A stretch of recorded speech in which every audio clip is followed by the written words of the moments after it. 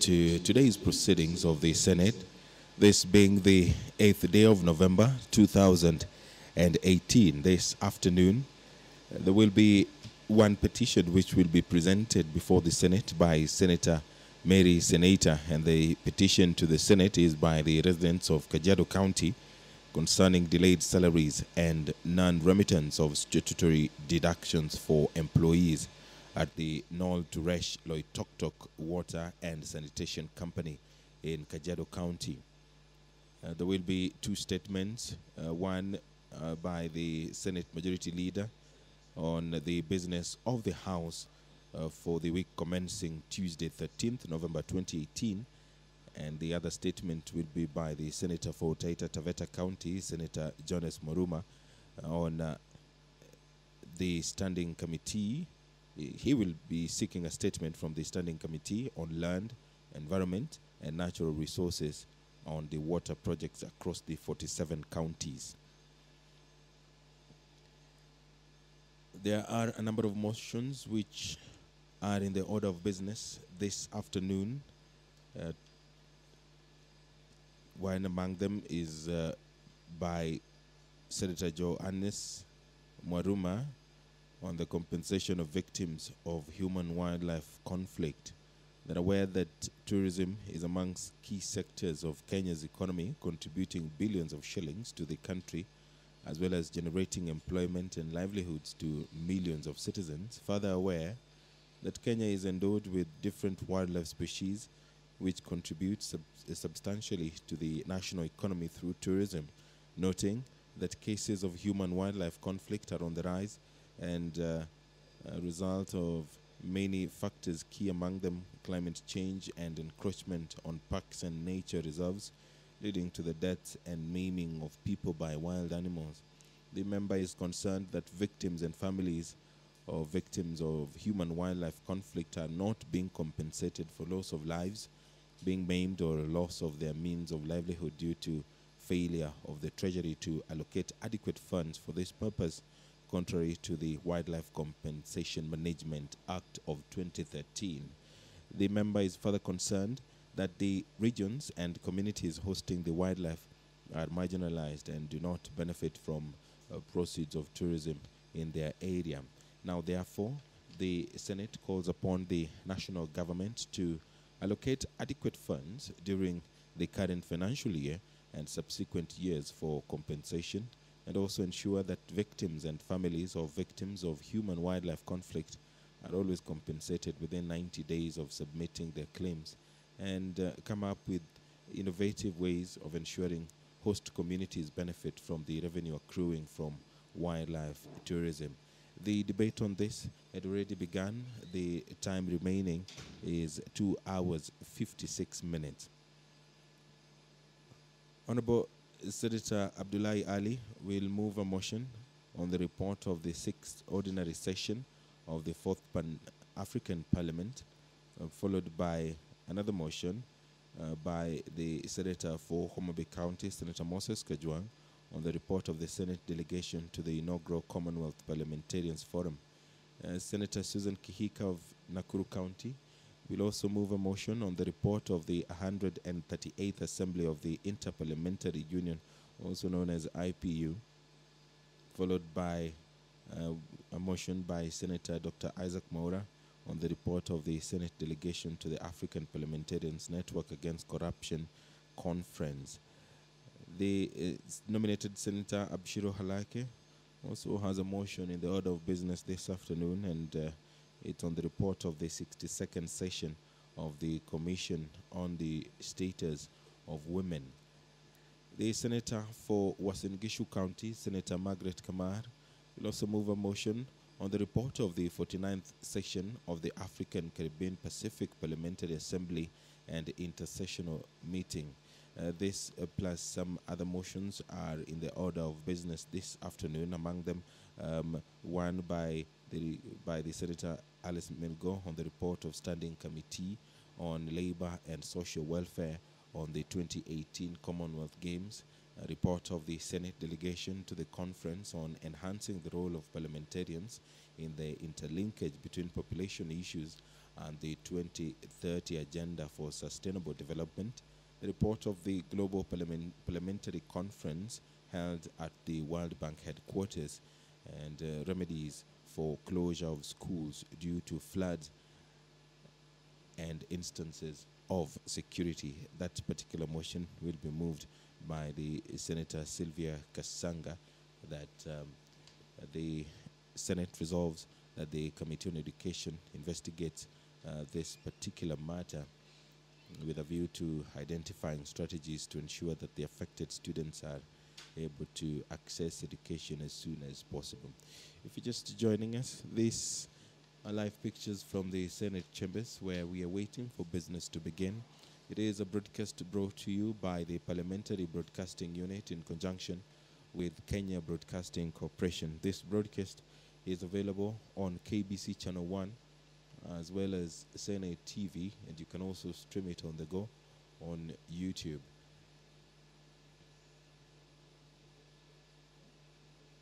So in a couple of minutes, we do expect business to begin. And there you go. There's some activity at the door. And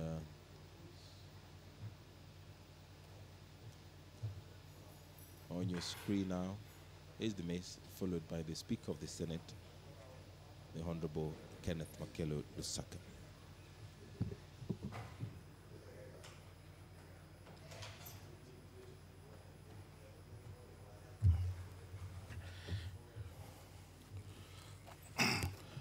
Let us pray. Almighty God, we beseech you to behold with your abundant favor and blessings as your servants whom you have been pleased to call to leadership positions in this republic.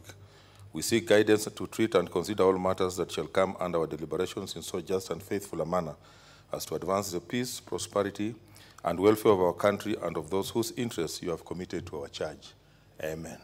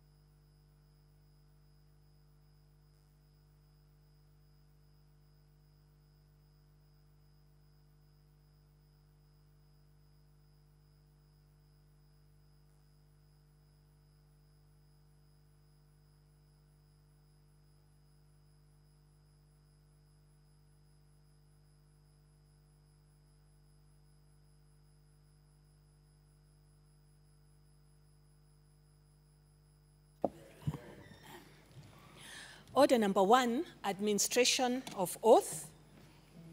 Order number 2, communication from the chair. Honorable Senators, I would like to acknowledge the presence in the Speaker's Gallery this afternoon of visiting students and teachers from Makini School, Nairobi County. In our usual tradition of receiving and welcoming visitors to Parliament, I extend a warm welcome to them, and on behalf of the Senate and on my own behalf, wish them a fruitful visit. I thank you. Senator Olekina.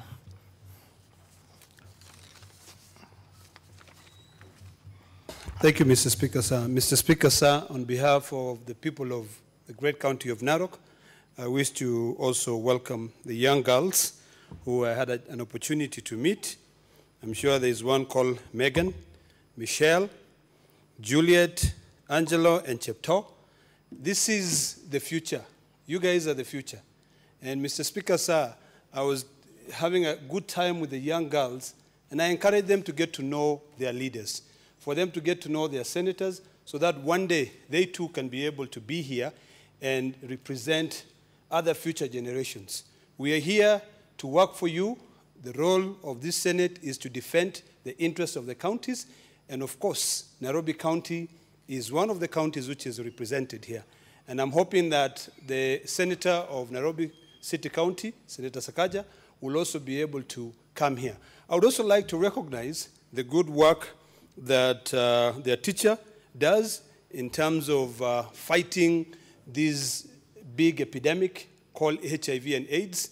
The work that you've been doing is something that, of course, we recognize very well, and we hope that you can be able to continue teaching us and all the people out there to be able to deal with the stigma. And also because, like yesterday, I read in the paper that there are a lot of people who are still not accepted because of the challenges that they face. We know that your organization deals with a lot of work, and I want to encourage you to continue doing that and continue bringing more students here so that they can be able to see what their leaders are.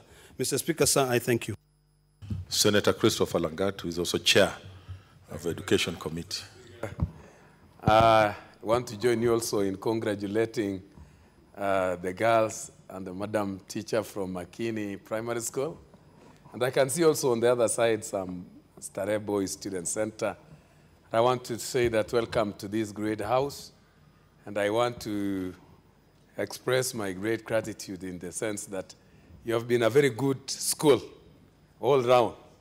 This is a school that has been performing very well, Mr. Speaker, sir, in the KCPE. And also it's one of the schools that the students are so disciplined. I once visited there around 8 years ago. I was taken by the chaplain. It's a very wonderful school. And I want to encourage Senator from Kericho, whose firstborn is around 6 months, that get admission from Makini when your girl comes to age. Congratulations. I wish you all the best. Hope one time you'll be in this house supporting the legislation of this great country. Thank you, Mr. Speaker. What is your point of information, Senator Cheriot? While I gladly take the invite from Senator Langat, he should not mislead my colleagues that I'm a father of a 6-year-old child. My only daughter, 6 months. My only daughter is 15 months old, Mr. Speaker. She was born 2 days before I was elected into my second term. And I'm glad to say that Makini is one of the schools I'll consider when the time comes. Thank you. Welcome. He was not very far away from the age, but we congratulate you for the effort. Next, Lokorio. Sorry, Senator Lokorio. Thank you, Mr. Speaker. I also would like to join my colleagues in welcoming the students of Makini School to the Senate and praying that what they are picking from the Senate, what they are coming to learn from the Senate, will make them better leaders. And I'm also proud that they are all girls. I know Makini is a mixed school, but we have girls here and there are no boys. So that shows that the future of women leadership in this country is bright. So welcome, Makini, and continue to do us proud. We know even that the results coming up, you're going to do us proud like you have always done. So keep it up, and God bless you. Next order. Order number 3, messages.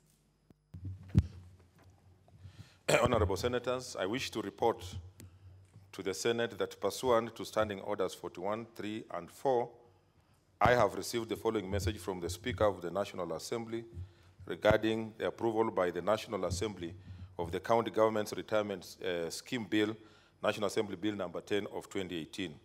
Pursuant to the provisions of Standing Order 41, 1 and 142 of the National Assembly Standing Orders, I hereby convey the following message from the National Assembly.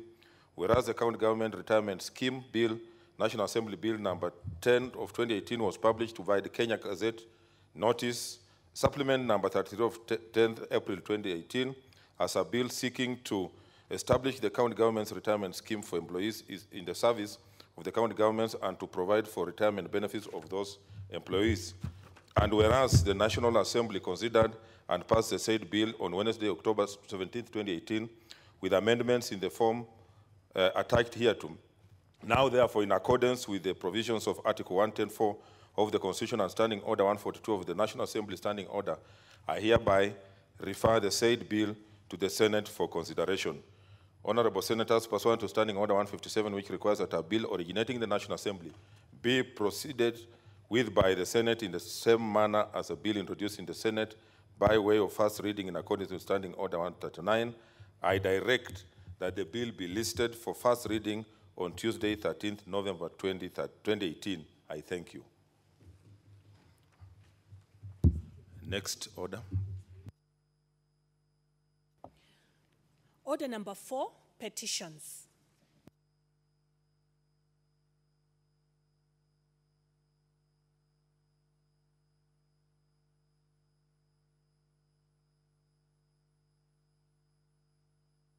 There was supposed to be a petition by Senator.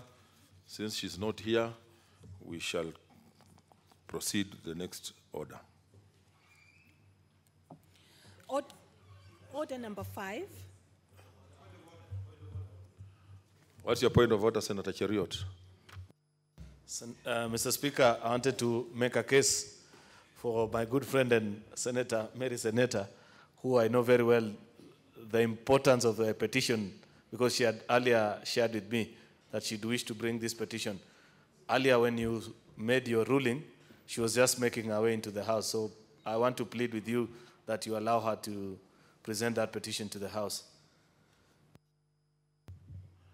Okay, Senator, next time, keep time. So proceed.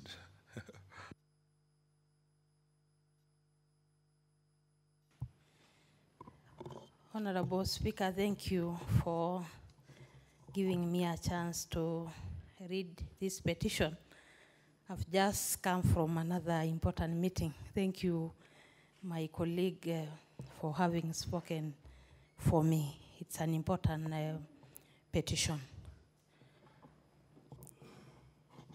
Honorable Speaker, we, the undersigned citizens of the Republic of Kenya and residents of Kajiado County, draw the attention of the Senate to the following.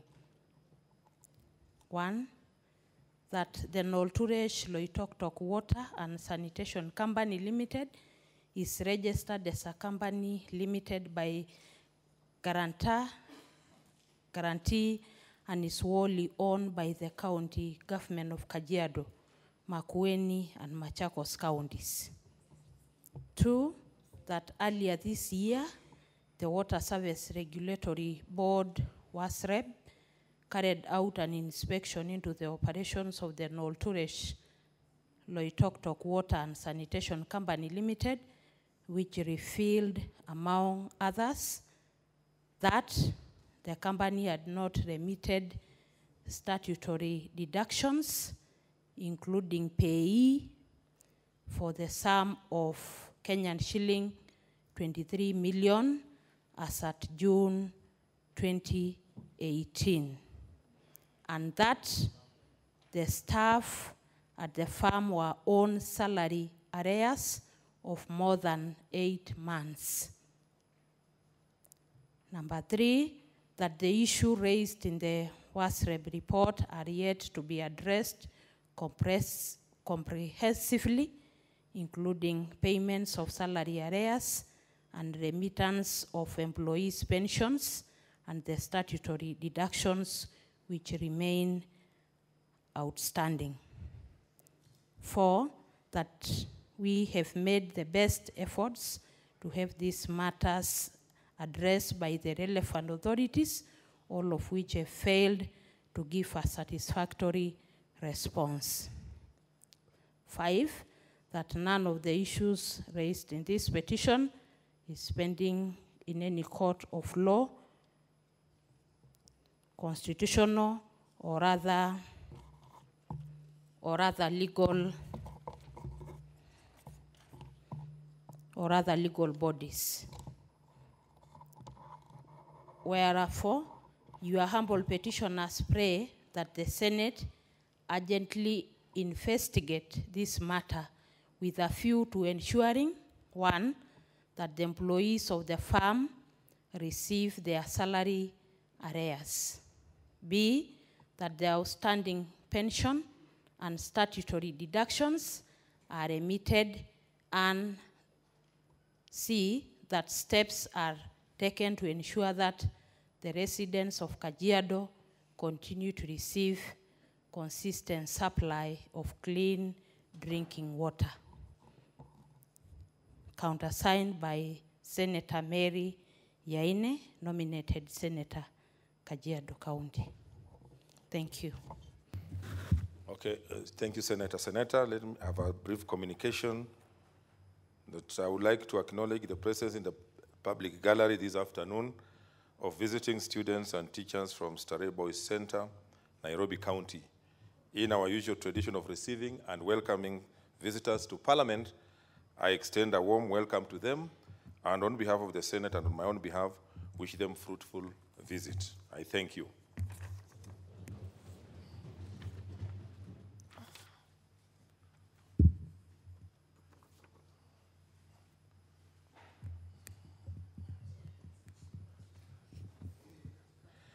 Okay, Honorable Senators, pursuant to Standing Orders 231, I shall now allow comments, observations, or clarifications in relation to the petition for not more than 30 minutes. Senator Cheriot Aaron. Thank you, Mr. Speaker. Mr. Speaker, I rise to support this petition by Senator Mary Senator, who I want to congratulate for, despite being a nominated senator from Kajiado, truth be told, if there is someone who has spoken many times about the issues affecting the residents of Kajiado County, then it is Senator Mary Senator. I think it's a good pointer that when you're nominated, you can do even more than I know the Senator for Nakuru, our majority whip, has just declared war on me for saying those words.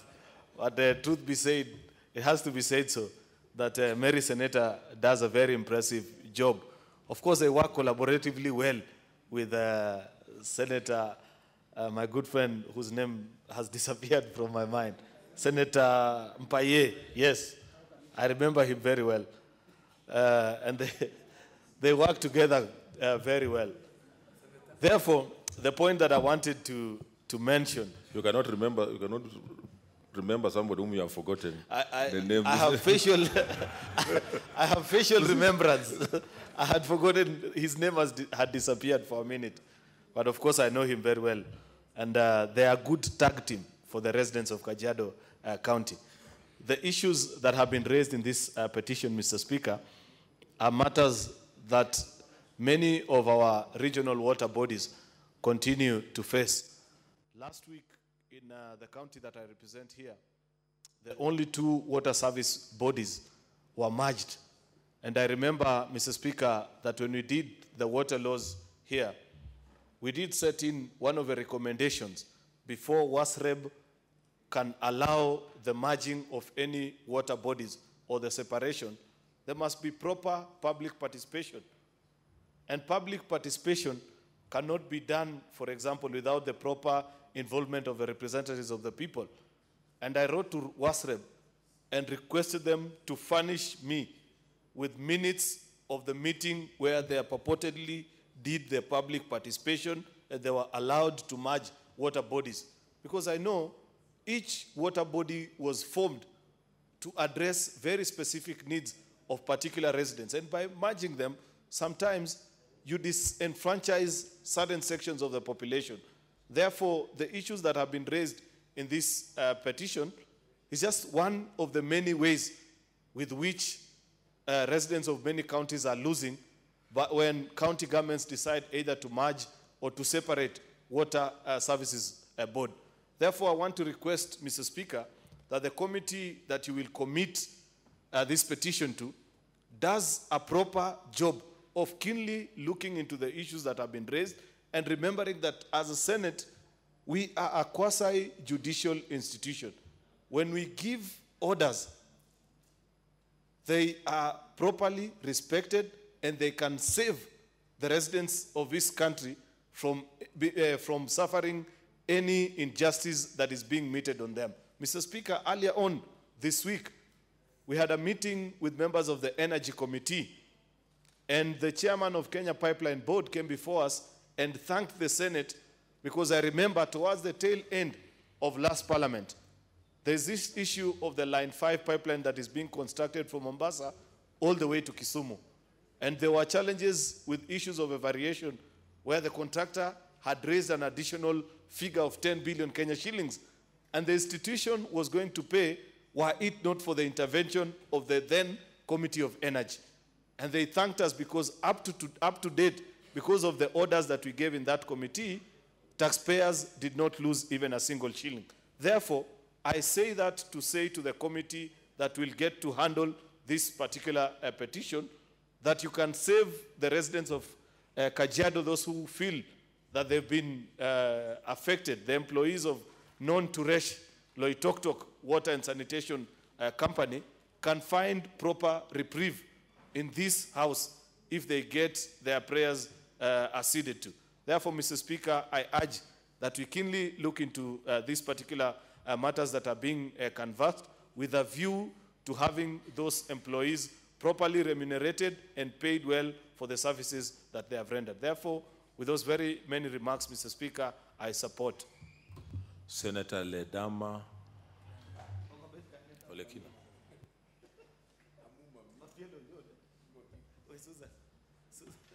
Thank you, Mr. Speaker. Mr. Speaker, sir, I rise to support the petition by my good friend, Senator Mary Senator, and really congratulate her for the good work that she's been doing in terms of defending the rights of the people of Kajiado. Mr. Speaker, sir, just recently, Senator brought in an issue also that had to do with the farmers of Kajiado. Today, we're dealing with something, Mr. Speaker, sir, which has been in the news for quite some time, and particularly on the issue of the mistreatment of the workers of the Nolturesh. Mr. Speaker, sir, this House knows very clearly, or rather, the Kenyans should know that this issue of Nolturesh is something which cuts across 3 counties, Kajiado, Makueni, and I think Machakos County. And I remember very well, I think it was October 15th, when the 3 governors met to discuss on the issues that is affecting the people. I remember also, quite a while ago, I think around June, sometimes in June, the ex or the former managing director of that company had been accused of misappropriating about 60 million shillings.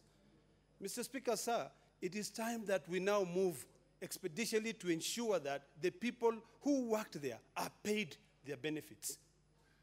Mr. Speaker, sir, all these things that we are doing, ignoring the rule of law. The Constitution is very clear that it doesn't matter whether you are in office today, if you leave office, you will still be held accountable. So, Mr. Speaker, sir, I want to really request that the committee which will be dealing with this issue of this petition to ensure that as part of the recommendations is to have the office of the DPP follow through the former MD to ensure that if there are any funds which are misappropriated, that led to the people not to be paid their salaries, or that led to the Kenya Revenue Authority not receiving the dues, that those people should be held accountable. Mr. Speaker, sir, I know that the governor of Kajiado appointed the former MD of Kenya what is it? This airline, KQ, to be the head of this Nolturesh.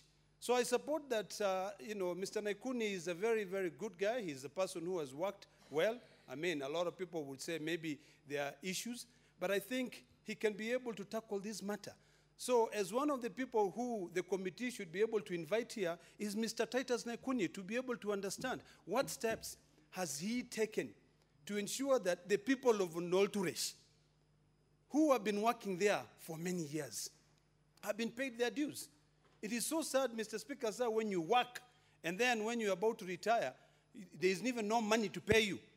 I know, I think June 12th, there were demonstrations where the water, which is a very, very scarce resource, when the staff of Nolturesh decided to paralyze the operations. What people should realize is that we are dealing with 3 counties.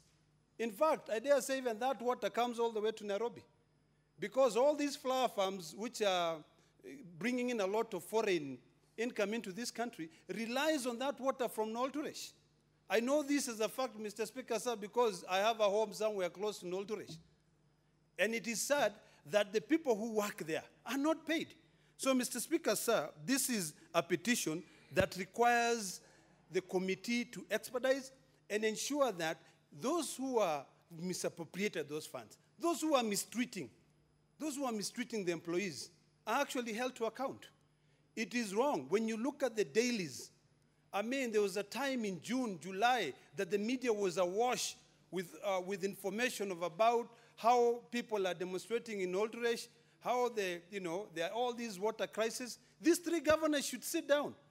And in fact, if Kajiado County is claiming full ownership, then they should account for, they should make the first move and ensure that they bail this out.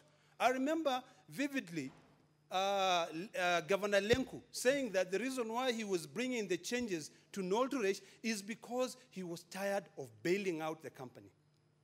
So if Kajiado County is tired of bailing out the company, why not follow through with the DPP to ensure that those people who have misappropriated those funds are held to account? Why should workers suffer? So, Mr. Speaker, sir, this petition is really timely, and I really hope that even that committee will be able to go and hold those proceedings, call the people on the ground so that people can be able to give proper facts. Sometimes when we invite people to come to the Senate here, we may leave out people who might be able to have relevant information that can be able to help have those solutions. So, Mr. Speaker, sir, the only way that we can be able to ensure that we bring sanity to this issue of water before people start fighting. Because if you interfere with the people who are working, they can decide to do so many things for you. And that water is something which is dangerous and good. So, Mr. Speaker, sir, I support this petition, and I hope that the county government of Kajiado will take the initial steps of ensuring that they pay those workers and ensure that Titus Nekuni does now a job now that he's the head of that Nolturesh Water Resource Company. Thank you, Mr. Speaker, sir. Senator Langat Christopher. Thank you very much, Mr. Speaker, for also giving me this opportunity to contribute to this petition from Senator. Apart from being very responsible concerning the issues from Kajiado, I want to say Senator is one of the most active members of the Education Committee. Congratulations, Senator, for your concern about the issues facing members of these 3 counties. I want to say, Mr. Speaker, sir, that this House,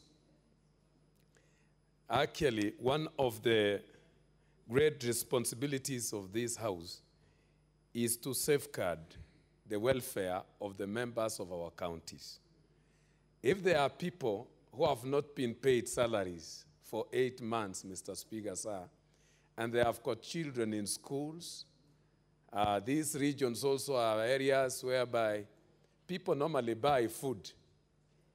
And there are people who have denied them salaries for 8 months. I want to say this is very immoral from this company. And I'm wondering why, because these are the counties that we've given them money.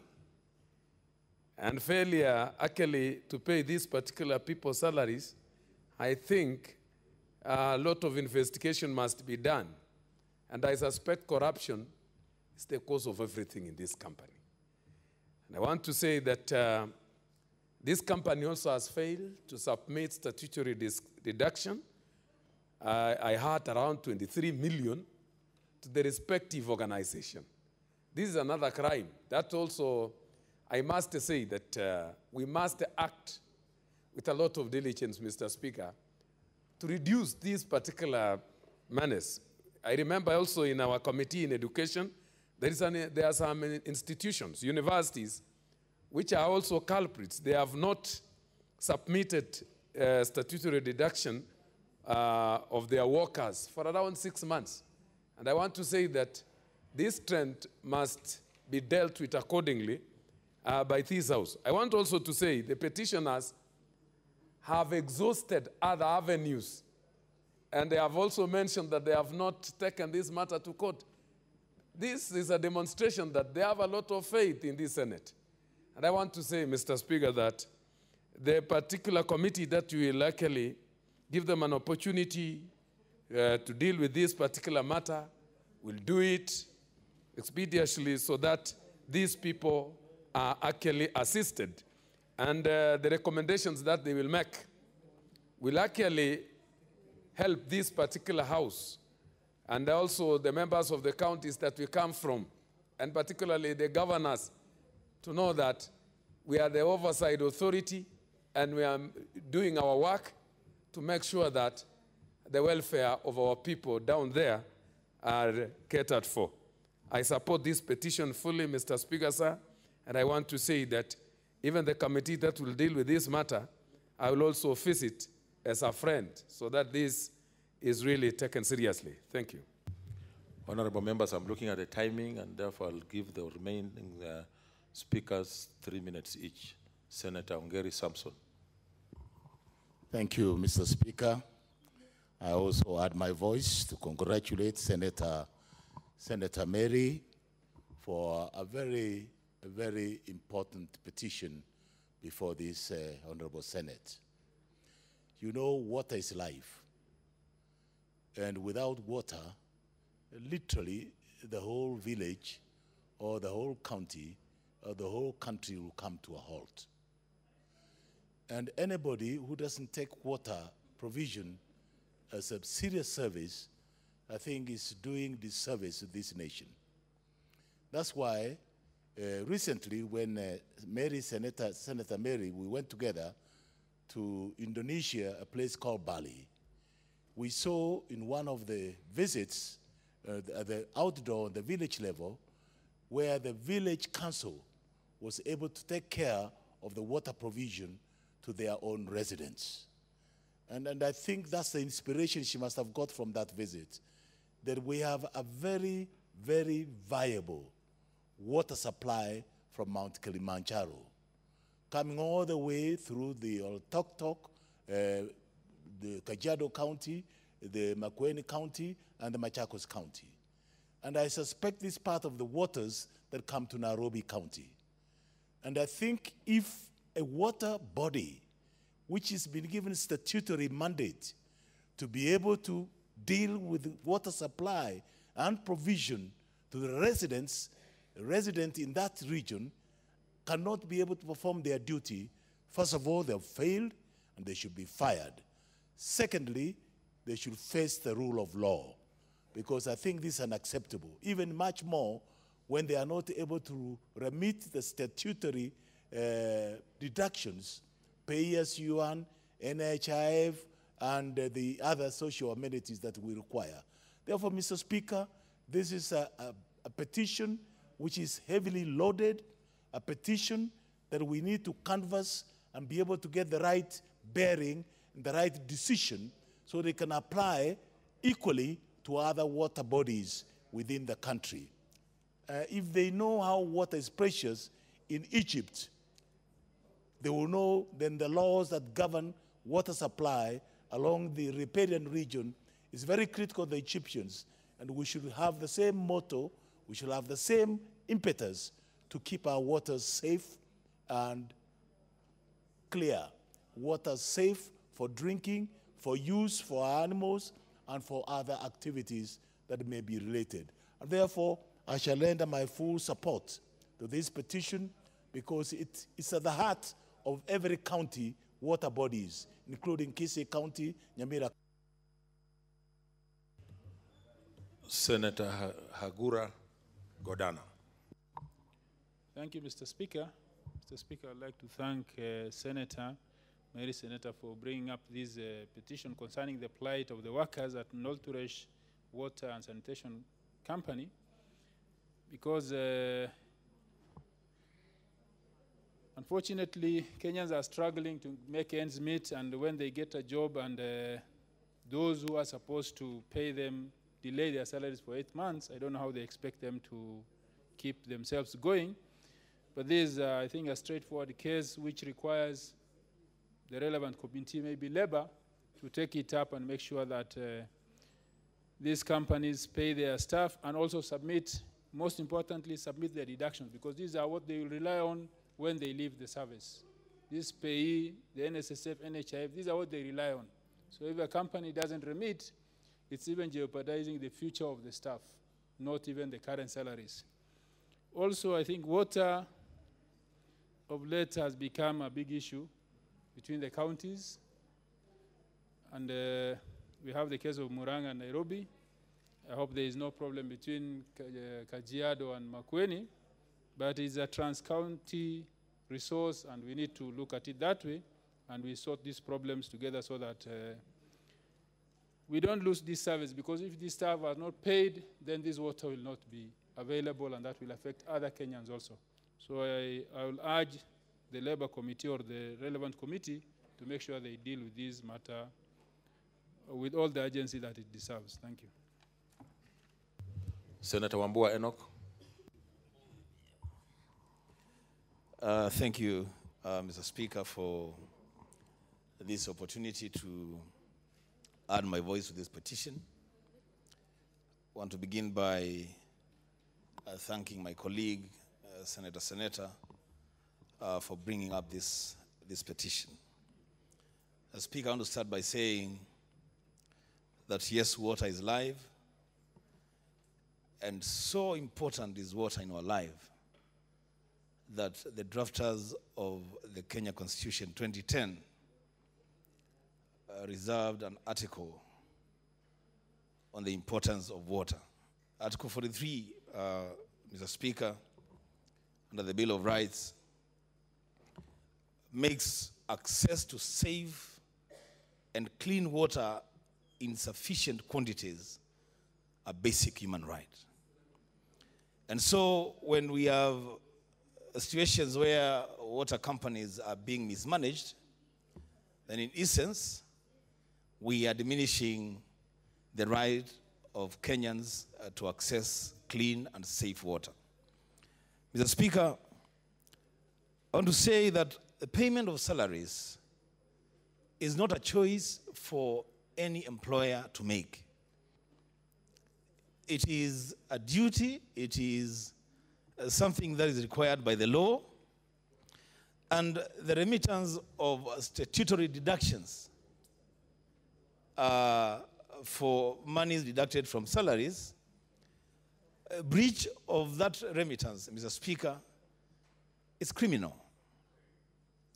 So the people that are not remitting money, we should not even be discussing them here.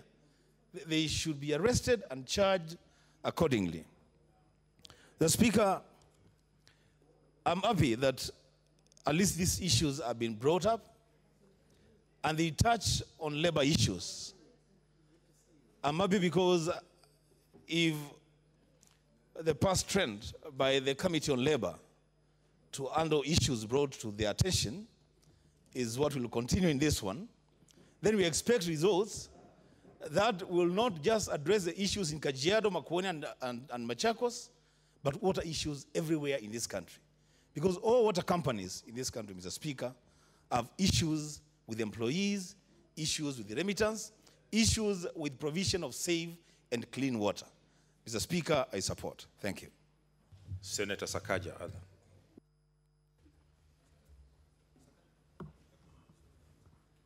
Thank you very much, Mr. Speaker. Allow me first to recognize the students from Makini as well as Starehe, both in my county. The students from Starehe, I think, have been on an attachment and attended my committee yesterday, and they're really excited about what happens in this house. I've just visited students from Gara Girls just now who are taking the exams, and we wish all of those all the best in the exam. Mr. Speaker, this is a big issue. And if committed to my committee, as Senator Wambua has said, and I want to thank the Kitui Senator, he has acknowledged how hard my committee works. We will take this up. Mr. Speaker, it's a very serious issue. We've met county government workers unions in 3 counties now, and we're moving to other counties. And we realize that even county governments are not remitting statutory deductions for a lot of their staff. Nairobi County, for instance, and I hate to use my county as an example, owes, I think, LAPTRA's 13 billion, owns LAPFAN another 13 billion, and what is happening now is asset swaps. And Mr. Speaker, this issue must be looked at critically because people must be surcharged. There must be individual culpability for failing to make these statutory deductions. Because when these people retire, they're not getting the NSSF paid, the NHIF, they're going to hospitals, they're told NHIF has not been paid, and it's not, it should not be taken as casually as people are taking it, Mr. Speaker. I want to also tell senators to be very careful, to make sure that in your offices you're doing those remittances. Mr. Speaker, I am being surcharged 13 million shillings, the office of Senate of Nairobi, because the previous Senate of Nairobi did not remit pay as you earn, NHIF and NSSF. Mr. Speaker, my office is already poor. I have nothing no allocation as a senator, but I'm being surcharged by KRA, NHIF, and NSSF, 14 million actually, to be precise. So, Mr. Speaker, it's a serious issue, and people must stop taking this casually. Accounting officers must know NHIF money, NSSF money, pay-as-you-earn money is not their money. It's not a favor they're doing for those workers. It is an obligation under the law, and it is an offense not to pay these amounts. So, Mr. Speaker, we will be able to look at that issue together with the issue of water. I know there are challenges. We need to come up with a serious position as a Senate on how these water resources are managed in the counties and how those assets actually go back to the counties as opposed to these parastatals. Mr. Speaker, we will take up the matter if you give it to my committee. Thank you. Senator George Haneri. Mr. Speaker, I want to thank you for the opportunity, and at the very outset take this opportunity to thank the Senator, Mary Senator, for presenting this petition on behalf of those patriotic Kenyans. Mr. Speaker, I said here yesterday that the number of petitions coming to this House is a testimony that Kenyans have confidence in this House. Kenyans have faith that this House will be able to address their problems. We're receiving so many petitions weekly, Mr. Speaker, and it's a clear demonstration that this is the House they believe in. Mr. Speaker, I want to urge the committee that will pick up this, that you'll refer this petition to rise to the occasion so that they don't let us down. The committee led by Senator Sakaja, I like the vibrancy that he has brought into the committee, only that he has not responded to my statement, which I raised several months ago on minimal wages to Kenyans. I'm still waiting for that statement. Mr. Speaker. What is your point of information, Senator Sakaja? Yes.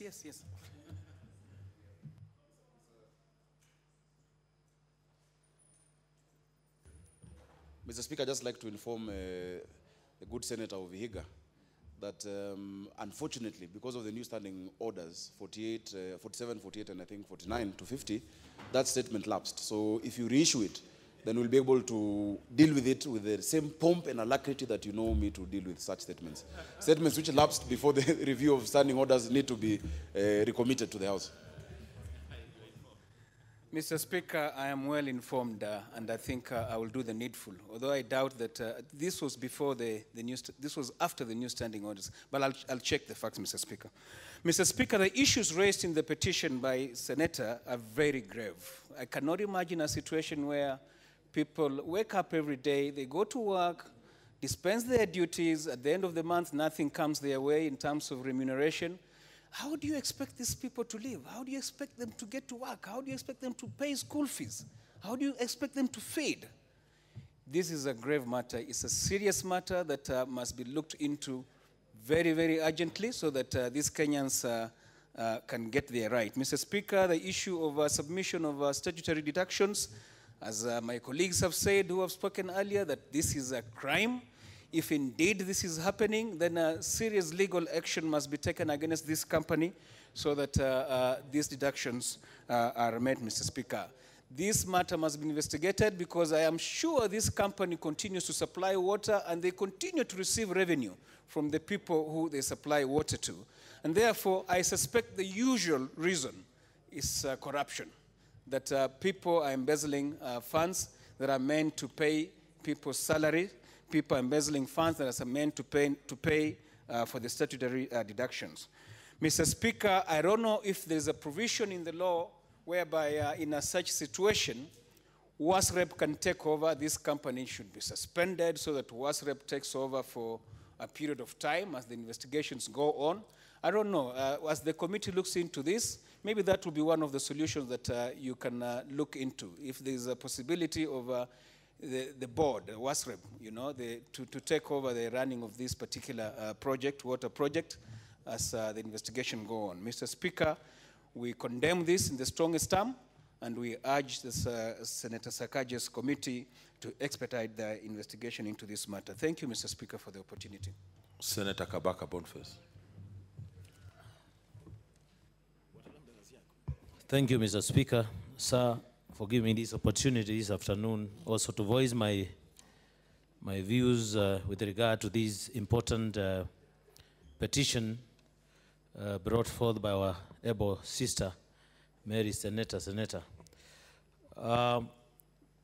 First, upon reading of the definition of this company, no to Resh, the distinguished senator nominated in Kajiado clearly defines the link or personality of the same. And therefore, clearly from the legal point of view, I can see and state clearly that this company, Noel Turesh Loitokto,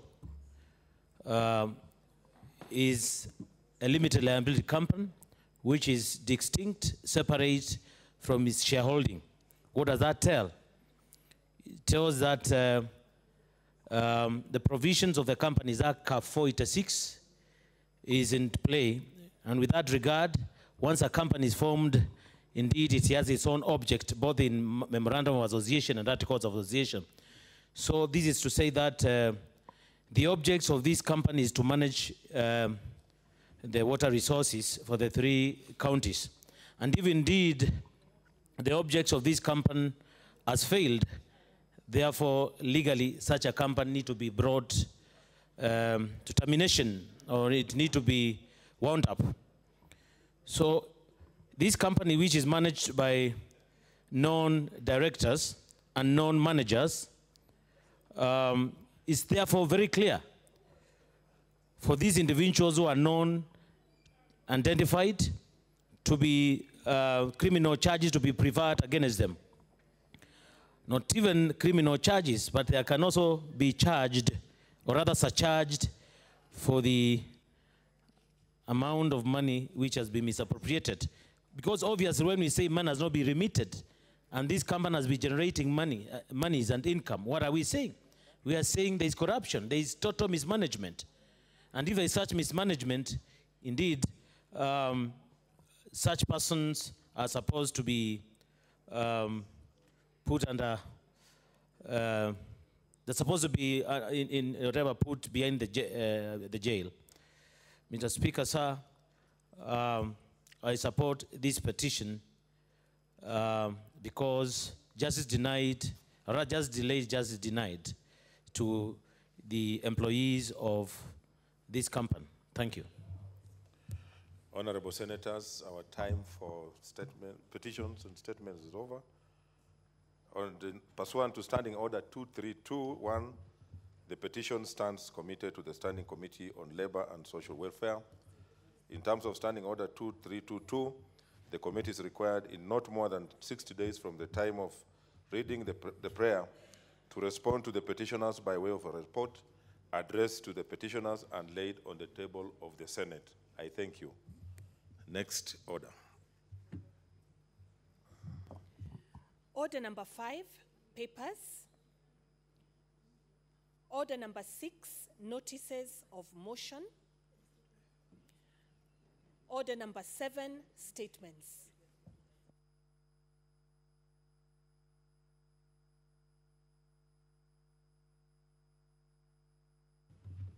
Senator Mwaruma, Taita Taveta County.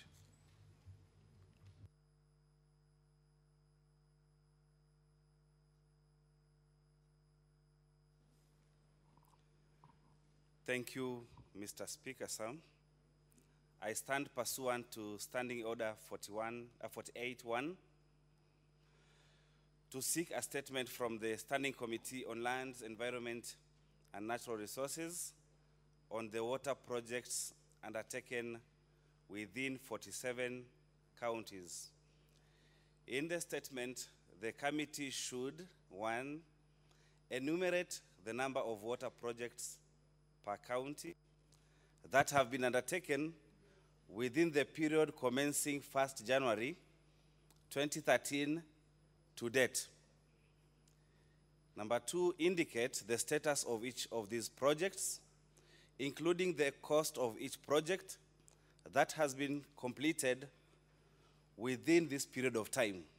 And 3, state whether the projects undertaken have benefited the local communities within the counties. Mr. Speaker, sir, the thrust of this statement is that I realized within my interaction with the CS Water and Irrigation that there might be an equal distribution of resources within the counties in as far as water is concerned, or provision of water is concerned.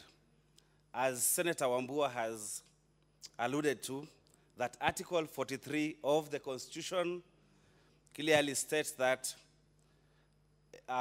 everyone has a right to access to safe water.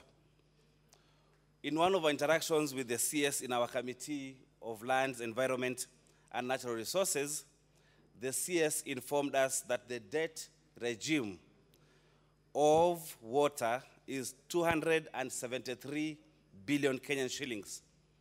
We had invited him as a committee to shed light on the issue of Murang'a County and how Murang'a County government is having problems with the Mother Ministry of Water. And we were informed during that meeting that projects from 2013 to date in Murang'a County have used 6.3 billion shillings, Mr. Speaker.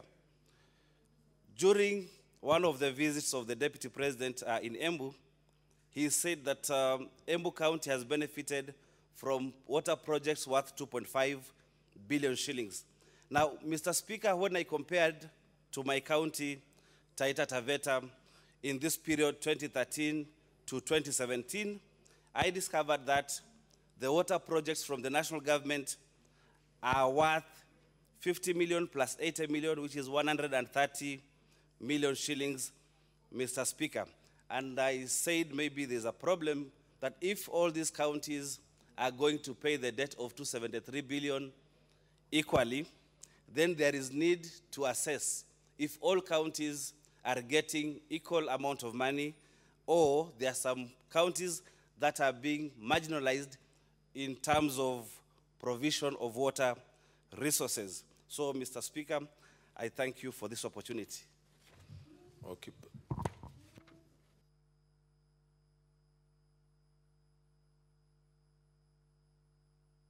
Senator Sakaja, do you want to make a comment, or because your name has constantly been on my... Okay. So then, pursuant to the new standing orders, I hope the Chair of Land, Environment, and Natural Resources has noted and will take the necessary action as per the new standing orders. Senator, Majority Leader.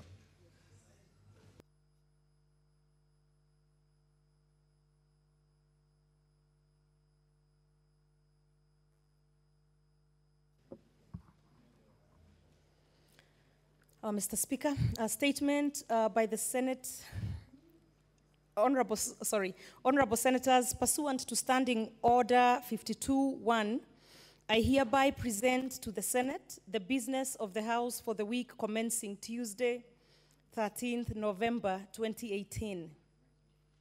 On Tuesday, 13th November 2018, the Senate Business Committee will meet to schedule the business of the Senate for the week. Subject to further directions by the SBC, the Senate will on Tuesday, 13th November 2018 consider bills due for the second reading and committee of the whole House, and also continue with consideration of business that will not be concluded in today's order paper. On Wednesday, 14th November and Thursday, 15th November 2018, the Senate will consider business that will not be concluded on Tuesday and any other business scheduled by the SBC. Honorable Senators, the following bills are due for second reading. 1, the County Outdoor Advertising Control Bill, Senate Bills number 19 of 2018. 2, the Copyright Amendment Bill, National Assembly Bill number 33 of 2017. 3, the County Statutory Instruments Bill, Senate Bills number 21 of 2018. 4, the Treaty Making and Ratification Amendment Bill, Senate Bills number 23 of 2018. 5, the Land Value Index Laws Amendment Bill, National Assembly Bills number 3 of 2018. 6, the Statutory Instruments Amendment Bill, which is Senate Bill number 24 of 2018. 7, the Public-Private Partnerships Amendment Bill, National Assembly Bills number 52 of 2017. 8, the County Compliance and Enforcement Bill, Senate Bill number 25 of 2018. 9, the County Early Childhood Education Bill, Senate Bills number 26 of 2018. 10, the Preservation of Human Dignity and Enforcement of Economic and Social Rights Bill, that's Senate Bills number 27 of 2018. 11, the County Oversight and Accountability Bill, Senate Bills number 28 of 2018. And 12, the County Allocation of Revenue Amendment Bill, Senate Bills number 29 of 2018. I continue to urge relevant standing committees to expedite consideration of the bills. Additionally, there are a number of bills due for the Committee of the Whole House, and I consequently appeal to respective committees to table reports on them and file amendments in good time to enable the House to effectively and efficiently navigate the Committee of the Whole. Honorable Senators, pursuant to Standing Order 2322, whenever a petition is committed to a standing committee, the committee is required in not more than 60 days, 60 calendar days, from the time of reading the prayer to responding to the petitioner by way of a report addressed to the petitioner and laid on the table of the Senate. In this regard, the following petitions are due for reporting as the 60 calendar days have since lapsed.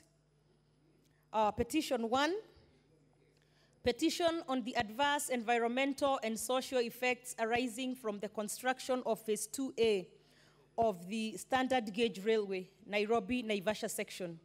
And it's with the Standing Committee on Land, Environment, and Natural Resources. The petition on the plight and welfare of non-local teachers employed by TSC and working in Mandera County.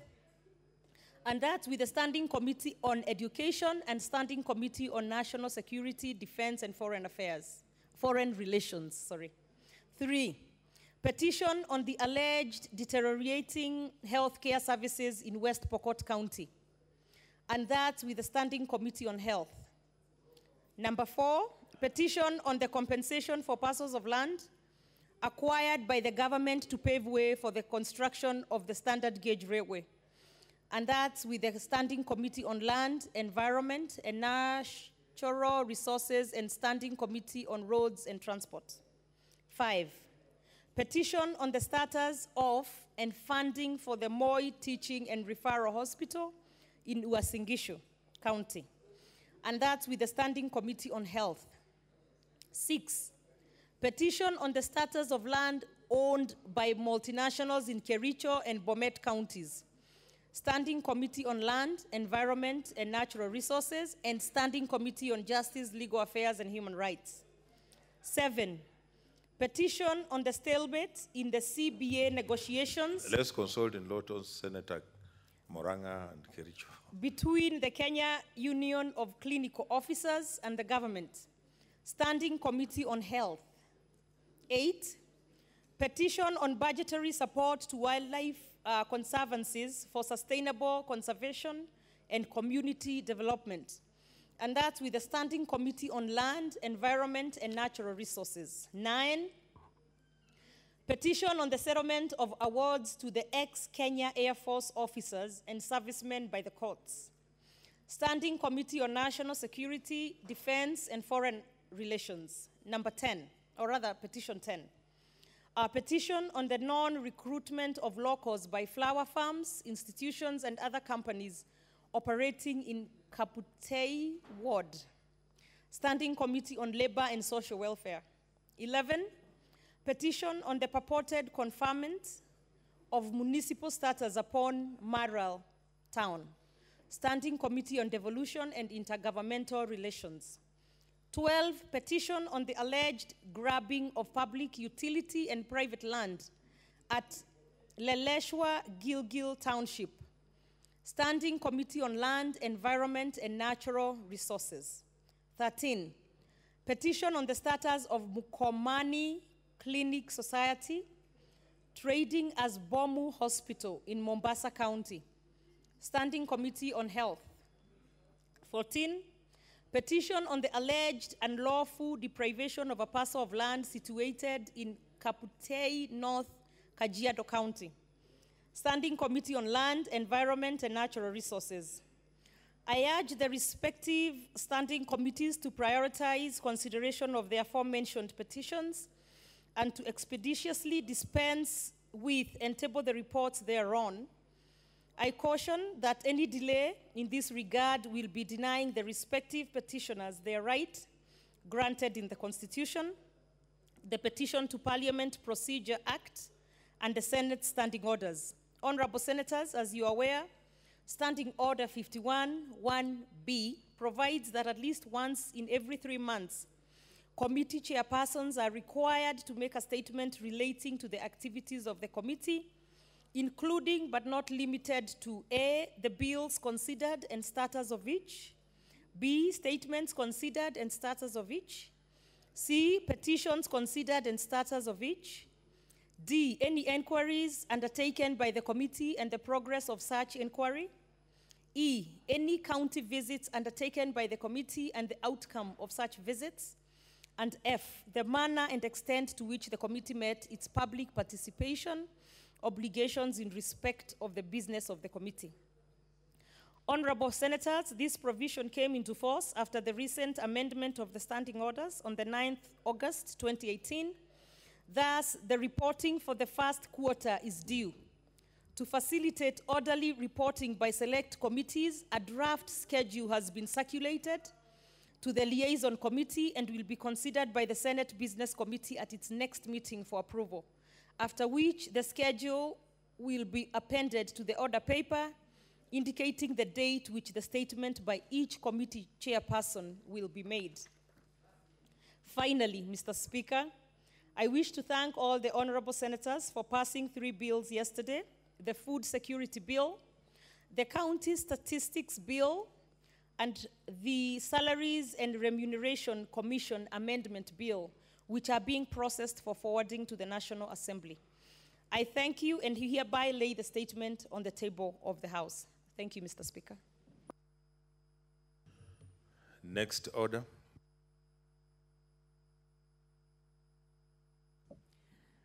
Order number 8, motion, compensation to victims of human-wildlife conflict.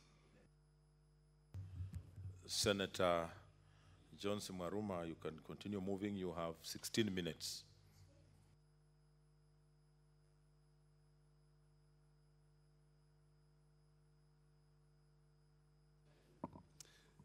Thank you, Mr. Speaker, for this opportunity to continue moving this motion. I will move this all-important motion according to me, and Senator for Isiolo nominated was supposed to second in case she doesn't come back. maybe Senator Dr. Milgo can second. Human-wildlife conflict, Mr. Speaker, is something that I have sung from the time I was elected to this Senate, because wildlife is very important in Kenya. Number one, wildlife is a tourist attraction. And I try to look at the type of money that we get as a country and as a world in terms of tourism. I'm looking at somebody who is coming, for example, from America. When he or she lands in Kenya, he or she pays transport, maybe to Kenya Airways, to Fly Emirates. Already that is business. These people who come to our country as tourists because of the attraction by the wild animals, visit various national parks and game reserves, and they pay entry fees and tourist fees. They don't sleep on trees, Mr. Speaker, they sleep in hotels. These hotels employ very many of our people. So wildlife, to me, is something that is very important because of the kind of money that it brings to our country, Kenya, and to the world at large. Mr. Speaker, in fact, the statistics that are there state that 8% of the global GDP come from wildlife. And in Kenya, Mr. Speaker, we have 10% of our GDP coming from wildlife. Mr. Speaker, for those people who have moved around Kenya, know that we are endowed with different flora and fauna in different parts of Kenya, almost well spread, Mr. Speaker. To mention but a few parks, Mr. Speaker, we have, for example, Tsavo National Park, which runs from Kwale to Taita Taveta to Kitui and Makueni, and there we find beautiful animals,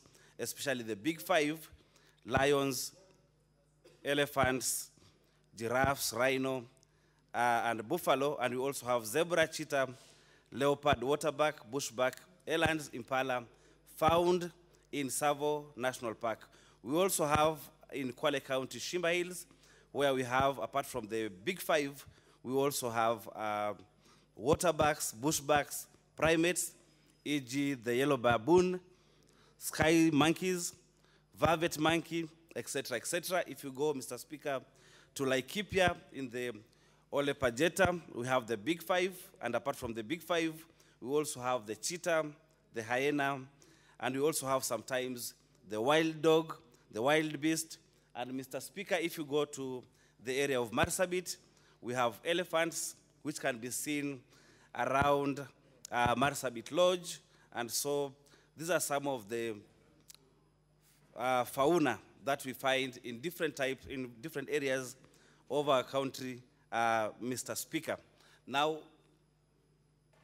the government, seeing the importance of wildlife, they decided to form or to establish the Kenya Wildlife Service, KWS, in 1989 through an act called Wildlife Management Act, and which was of 1989, which was later repealed in 2013 and replaced by Kenya Wildlife Management Act of 2013. Mr. Speaker, and the mission of KWS Act is very clear. If you go to their internet, their mission is to sustainably conserve, manage, and enhance Kenya's wildlife, its habitats, and provide a wide range of public uses in collaboration with other stakeholders like the funding community and the communities that live around the parks, Mr. Speaker. Now there lies a problem, Mr. Speaker, that these wildlife are not able to be contained in the parks. Sometimes, because of various reasons, the animals or the wildlife find themselves moving out of the wildlife and invading the habitats of human beings. And some of the reasons that make the animals move from their natural habitats, which are the parks, number one are the climate change. Because of the deforestation, you discover that we have the parks drying up, and therefore we don't have enough grass and fodder to feed the animals, Mr. Speaker, and therefore they find themselves moving out of the parks to where human beings live. Also, sometimes we have overstocking of the wild animals in the parks, and more often than not, you've had the KWS translocating animals from one part, which has been overpopulated with wildlife, to other parts of the parks, which is underpopulated, Mr. Speaker. We also have illegal activities happening in the parks. For example, illegal herding, or sometimes it is allowed to herd in the parks. When it's very dry, herders are allowed to go into the parks to herd. Now, there is competition of fodder in the parks, and we find that the animals tend to move from the park now to move to where human beings live. We also have some other human activities, like mining, Mr. Speaker, which happen in the parks because we also have minerals that are in the parks. For example, in Taita Taveta, we have a lot of minerals in a Savo National Park, and so people go mining and push animals towards where human beings live, Mr. Speaker. We also have poaching, Mr. Speaker. When people poach animals for food, they create an ecological imbalance where now the predators, the lions and so on, do not have enough food, and therefore they leave the parks and go to where domestic animals or people domesticate animals, and therefore creating what we call human-wildlife conflict, Mr. Speaker. Human-wildlife conflict, Mr. Speaker, causes deaths of human beings, deaths of cattle, destruction of crops, and for some people, crops are a means of livelihood.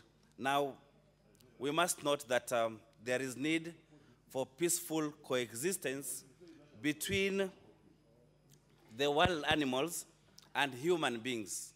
Because as I have stated earlier, Mr. Speaker, that wildlife is very important to our economy, and yet they move to where we have human beings and destroy the livelihoods of the human beings. So what do we do, or which steps then do we need to take so that you can have peaceful coexistence between wild animals and human beings?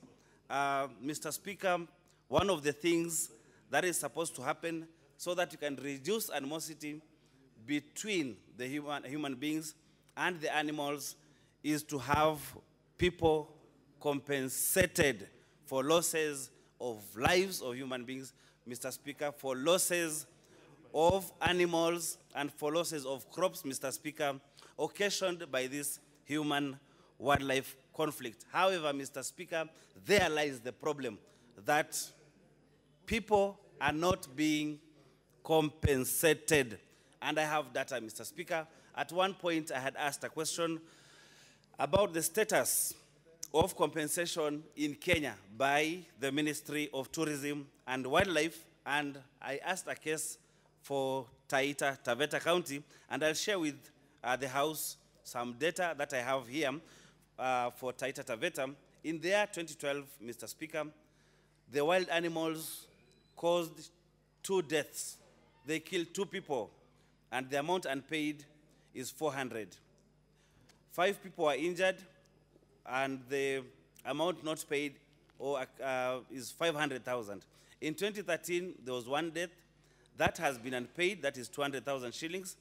And for injury, 8 people were injured, each at a cost they're supposed to be paid 500 shillings. In 2014, we had a change in the law, and people who were killed were supposed to get 5 million shillings. So, Mr. Speaker, in 2014, we had 6 people in Taita Taveta killed, and they're supposed to be paid 10 million shillings. we had 113 people who were injured, Mr. Speaker, by wildlife, and they're supposed to be paid 5,180,000, Mr. Speaker. There were also cases of predation which have not been quantified. 85 animals were predated, and we had crop destruction in 233 families. A total in 2014 that is unpaid, Mr. Speaker, is 15,180,000 for that Taita Taveta County. In 2015, there were 2 deaths at a cost of 10 million, and we have 114 people were injured. The amount unpaid is 4.92 million. We had also animals that were predated and crops that were destroyed. The amount that is not paid is 14,920,000. In 2016, we had 16 deaths, 16 people dying, and they're supposed to be paid 30 million. They have not been paid to death. And we had 83 people who were injured. They're supposed to be paid 3,582,105, and there was crop destruction also in 480 households. The total that is supposed to be paid is 33,582,000. In 2017, wild animals caused 5 deaths, Mr. Speaker, at a cost of 25 million. Injury, 16 people were injured. They're supposed to be paid 690,000 shillings, 526. And predation of animals, 29. Crops were destroyed in 6 families. What was supposed to be paid, or the amount owed by the government, is 25,690,526, Mr. Speaker. A total that is not paid for that county is 90,587,536 million shillings, Mr. Speaker. There are several animals that have been categorized as animals that if they hurt you, then you'll be repaid, Mr. Speaker. But there is move, Mr. Speaker, to remove the snake from the list of the dangerous animals, Mr. Speaker, and I would say this is something that we should condemn, especially those people who are living around areas with national parks, national reserves, and game reserves, Mr. Speaker. Even when you go to hospitals, Mr. Speaker, most people are dying not because they don't reach the hospitals in good time, but most hospitals do not have antidotes for snake bites, Mr. Speaker. And in fact, we need to condemn that and have all the hospitals put with or given antidotes, Mr. Speaker. There are clear provisions in law, Mr. Speaker, about compensation. Section 18 of the Constitution, Mr. Speaker, provides the formation of county wildlife conservation and compensation committees, Mr. Speaker. The mandate of the CWCCs was very clear in Part H. The CWCCs were supposed to develop and implement in collaboration with community wildlife associations mechanisms for mitigation of human-wildlife conflict. In Part I of Section 18, Mr. Speaker, it states that the CWCCs were supposed to review and recommend claims resulting from loss or damage caused by wildlife for payments and compensation, Mr. Speaker.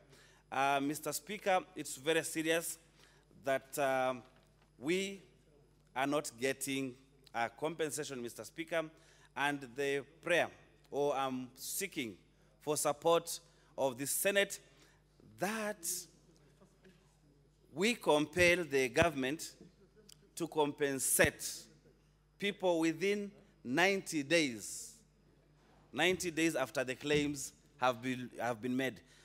From this data, Mr. Speaker, you see that, or we find that the claims that were made in 2012 up to now have not been paid. And the communities surrounding the parks are not getting any benefits apart from being destroyed. And we are saying, why can't we have the ministry which appropriates some money in terms of operation costs to go to KWS? Why can't we have the benefits to the communities around being part of operation costs so that if it is Savo National Park, maybe in Taita Taveta, given maybe 100 million by government per year, maybe 20 million can go to that community and 80 million can go to KWS, so that the people surrounding the parks can benefit from that natural resource, and some of that money really can be used by the county governments to compensate the people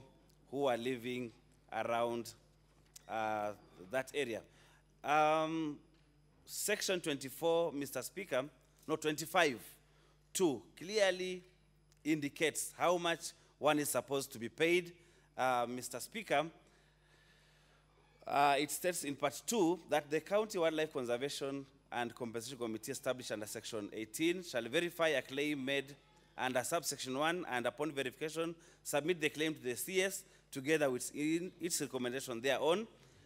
Number 3 says, Cabinet Secretary shall consider the recommendations made under subsection 2, and where appropriate, the compensation of the claimants will be as follows. A, in the case of death, 5 million shillings. In the case of injury occasioning permanent disability, 3 million shillings. In the case of other injury, maximum of 2 million shillings. I want to say this, Mr. Speaker, because already the yellow light is there. As we speak, the CWCCs are no longer there. They are moribund. They have been dissolved by the CS, and we don't know why it's happening. And then we do not also know who will make these claims or where these claims will be made by the residents so that they are able to reach KWS for payment. Mr. Speaker, I want to end there, and I want to ask Senator Honorable Dr. Milgo to support and the rest of the members. I thank you, Mr. Speaker. Madam Speaker. I can see a point of order from Senator Milko. Oh, sorry. No. Sorry, Madam Speaker. I beg to move. Second is Milko. Yeah, sorry, Madam Speaker. Okay, thank you very much, Madam Speaker, for this chance to second this motion on compensation to victims of human-wildlife conflict. And I wish to thank Senator Mwaruma for bringing such a very important motion that is affecting our people.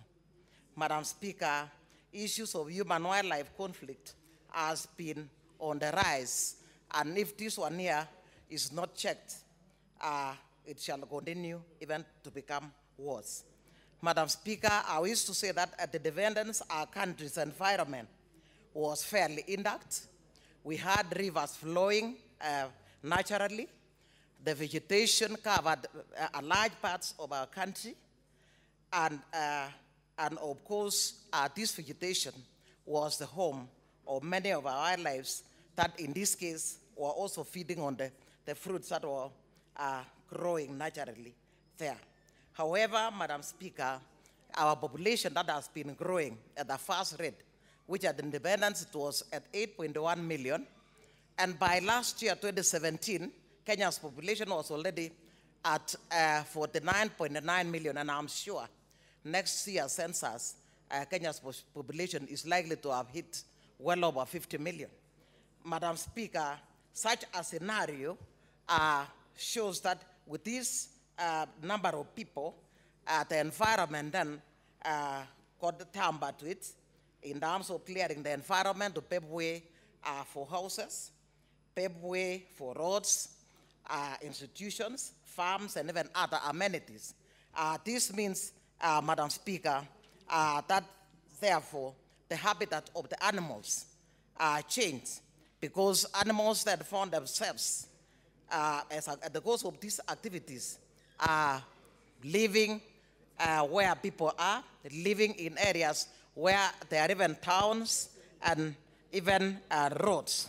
Madam Speaker, as Senator Mwaruma put it, animals, the value of animals in our country can never be underscored. It is bringing a lot of money in terms of tourism, and this money goes back to really improve our lives. Madam Speaker, However, the activities that have gone on have led to pollution, poor land and water resource management, and in this case, climate change that are setting, which therefore has led to the rivers drying up. And even apart from that, the animals' lives have been reversed in such a way that even their feeding methods is no longer as usual. I think it will not even be uncommon in future, because I know what happens in evolution is that during evolution, animals that find themselves in a different environment undergoes what we call adaptive radiation in order to be able to fit into the new environment and therefore feed on the new, or in this case, either in Taita Taveta or in Masai Mara, for them to be able to find a way that all of them can talk as stakeholders. And finally, Madam Speaker, I just want to reiterate on the need to ensure that while we move, and I hope that all of us will support this motion, where we say that the government to allocate funds. Madam Speaker, I think it's about time that the chair of the Tourism Committee really invite the Cabinet Secretary in charge of tourism. Sit down, invite the other stakeholders of KWS, so that when they are formulating their budget, these issues are taken into consideration.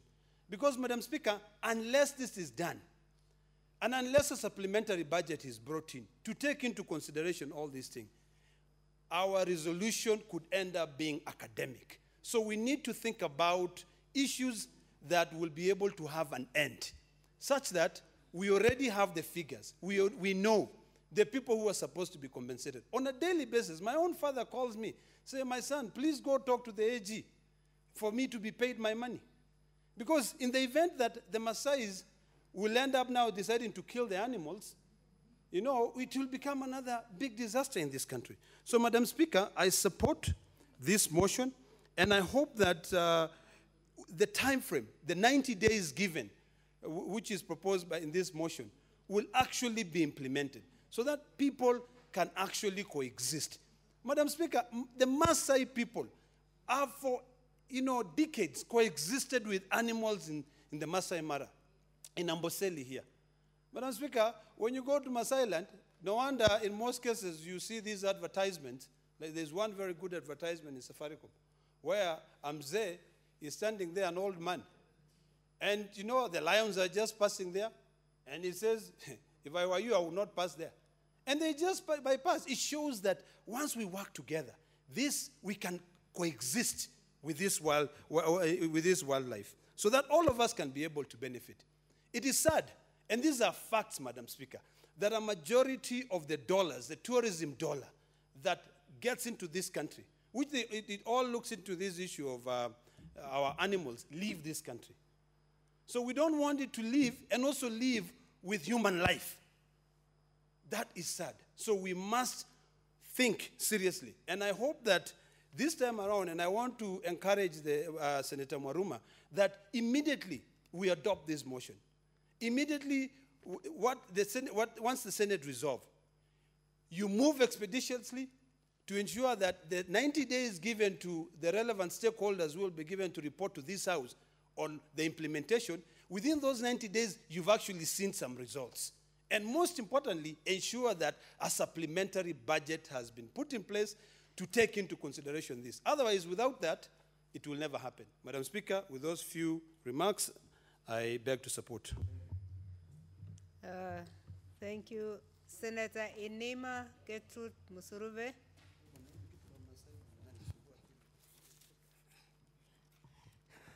Madam Speaker, sir. Sorry, apology, Madam Speaker. I want to thank you, Madam Speaker, for giving me an opportunity to contribute to this important motion. And Madam Speaker, allow me kindly to just start by thanking Senator Mwaruma for coming up with this motion. And Madam Speaker, I would want the people of Taita Taveta to know that there is a senator in the House who is concerned about them, who is representing them, and he does not fear. He is courageous and is ready to talk about the issues that are affecting the people of Taita Taveta. And Madam Speaker, the nation should know that Senator Mwaruma is really concerned about his people, and he has many times followed, about this motion, and I'm happy it has come to the floor of this House. And Madam Speaker, the issue of coexistence is very important. We know very well the importance that wildlife has to everyone, to all nations. We also know that if wildlife is not managed well, it can also have devastating effects still on a nation. And Madam Speaker, as this motion comes here, I believe that by the end of the debate, the government is going to put in some mechanisms to ensure that, yes, we protect our wildlife because it has positive sides, it creates employment, it is a source of tourists, it even increases the GDP of a country, and also the government ensures that even though wildlife does this, then people are also protected so that wildlife does not become a mixed blessing. It should not have double standards. If it's a blessing, let wildlife be a blessing. But it should not be a blessing on one hand and a curse on the other hand. So, Madam Speaker, I really want to support this motion. Now, when you look at the positive sides of wildlife, and why I feel, Madam Speaker, there's need also for us to ensure that we are protecting our wildlife from extinction. It is because that wildlife has many benefits. And Madam Speaker, when you're talking of wildlife, we are not only talking of animals, no. We are talking of animals, yes. We are talking of even plants that are wild. We are talking of anything that is not domesticated by man. It becomes wildlife. So, Madam Speaker, I want to say that this, the living or non-living things that are not domesticated by man, they all have value to man. And so there's need for coexistence, Madam Speaker. Like, for example, when you're talking of snakes, you'll say, of course, snakes, when you see a snake, some people traditionally would say you just hold your wrist, and when you hold your wrist, if a woman holds her wrist, then the snake will stop moving. Another one will say a man should really come with an axe and ensure that he hits the head of the snake. But the same snake, Madam Speaker, has medicinal value. Like the cobra, its venom alone is medicinal. So, Madam Speaker, what I'm saying is that we need to see how we can preserve the wildlife, yes, and how also we can protect human beings so that they're not affected negatively by wildlife. Madam Speaker, when tourists come here, they are coming to see wildlife. They're coming with a dollar. They're coming with money. We are not exporting, but we are importing. We are importing a value. They will come here, and as a result of coming to see the endemic species, you'll find that hotels will be booked. When hotels are booked, what happens, Madam Speaker?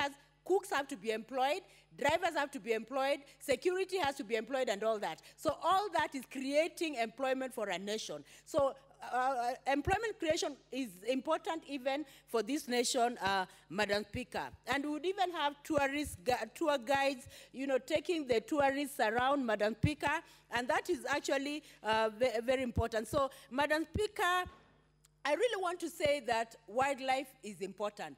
And as a nation, we have to see how to harness our wildlife and ensure that it's working for us positively and it does not have a negative side to the nation. And Madam Speaker, there are even some nations that can even rely purely on tourism. Tourism attracts a lot of money. So if wildlife can bring money, that is very good. But Madam Speaker, I want to look at the other side of the coin. That yes, wildlife is good. But there are instances when wild animals have attacked people. And there are instances when families have been hurt and are still hurting, Madam Speaker.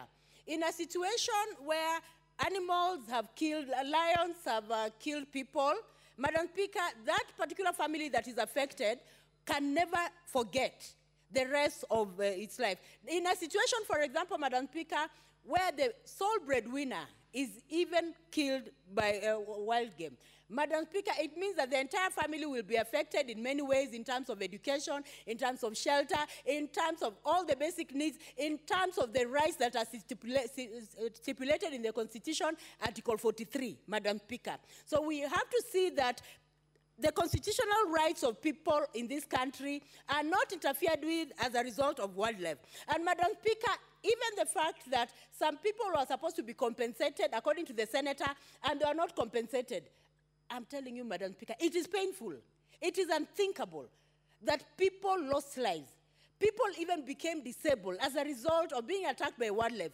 And they have not been compensated, and yet there was a ruling that they were supposed to be compensated. Madam Speaker, I want to say in the floor of this House that delayed compensation is delayed justice. We should not do this to even families that have been affected, Madam Speaker. There is need to ensure that we do not add to the wounds that the families have, Madam Speaker. And I want to say, Madam Speaker, that even when wildlife is coming and encroaching on human land, it's because of climate change. Because there are instances when you'll find that at one point there is no grass, at one point the animals don't have food, and what happens when they don't have food? Chain of command, they will come looking for food. As they come looking for food, they'll encroach on people's land. And when they encroach on people's land, then we'll have people being attacked by wild animals, we'll have people losing their limbs, and this should not happen, Madam Speaker. There is need for the government to ensure that there is well fenced, where the animals live. Their habitats are well fenced so that they do not encroach to human beings, Madam Speaker, because in as much as we love these animals, we also have to ensure that they are not even affecting animals negatively, Madam Speaker. There's also need to ensure that animals actually have sufficient food so that in the event of climate change, they do not encroach onto people's farms, Madam Speaker. There are even instances Madam Speaker, when you find that people have become disabled, lost their limbs, you can imagine one morning you're fine, and then the following day you don't have a leg, or you don't have a hand. Madam Speaker, this should not be the case. The government should put into place mechanisms to ensure that the animals, wildlife places are fenced off and demarcated clearly, so that on one hand, the animals are fine and they'll not be attacked by human beings. And on the other hand, human beings are also happy, and so that we have a win-win situation between wildlife and, human beings, Madam Speaker. Now, Madam Speaker, I want to say that I support Senator Mwaruma, and my thinking is that this motion should not stop here. And I want to encourage Senator Mwaruma to ensure that this one is even enshrined in law so that it becomes a bill that is effective, so that it becomes law of the land, so that we have a win-win situation where we have tourists coming, for wild game, where we are also receiving as a country, where our GDP is increasing, and at the same time, we also have human beings happy about the wildlife. Madam Speaker, I support this motion. Thank you, Madam Speaker, for giving me the opportunity. Thank you, Senator Wako Setswila Amos.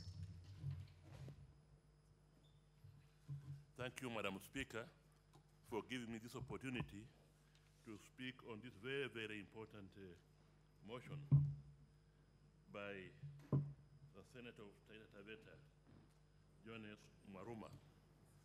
I commend him for bringing up this particular motion, because I do recollect, Madam Speaker, that when I was the Attorney General, this was one of the issues that we grappled with. If you look at the history from the colonial times up to now, you'll find, Madam Speaker, that during the colonial times, the wild animals were valued. The lives of wild animals were valued more than the lives of the native indigenous people of this country. What do I mean by that? I mean that if a protected wildlife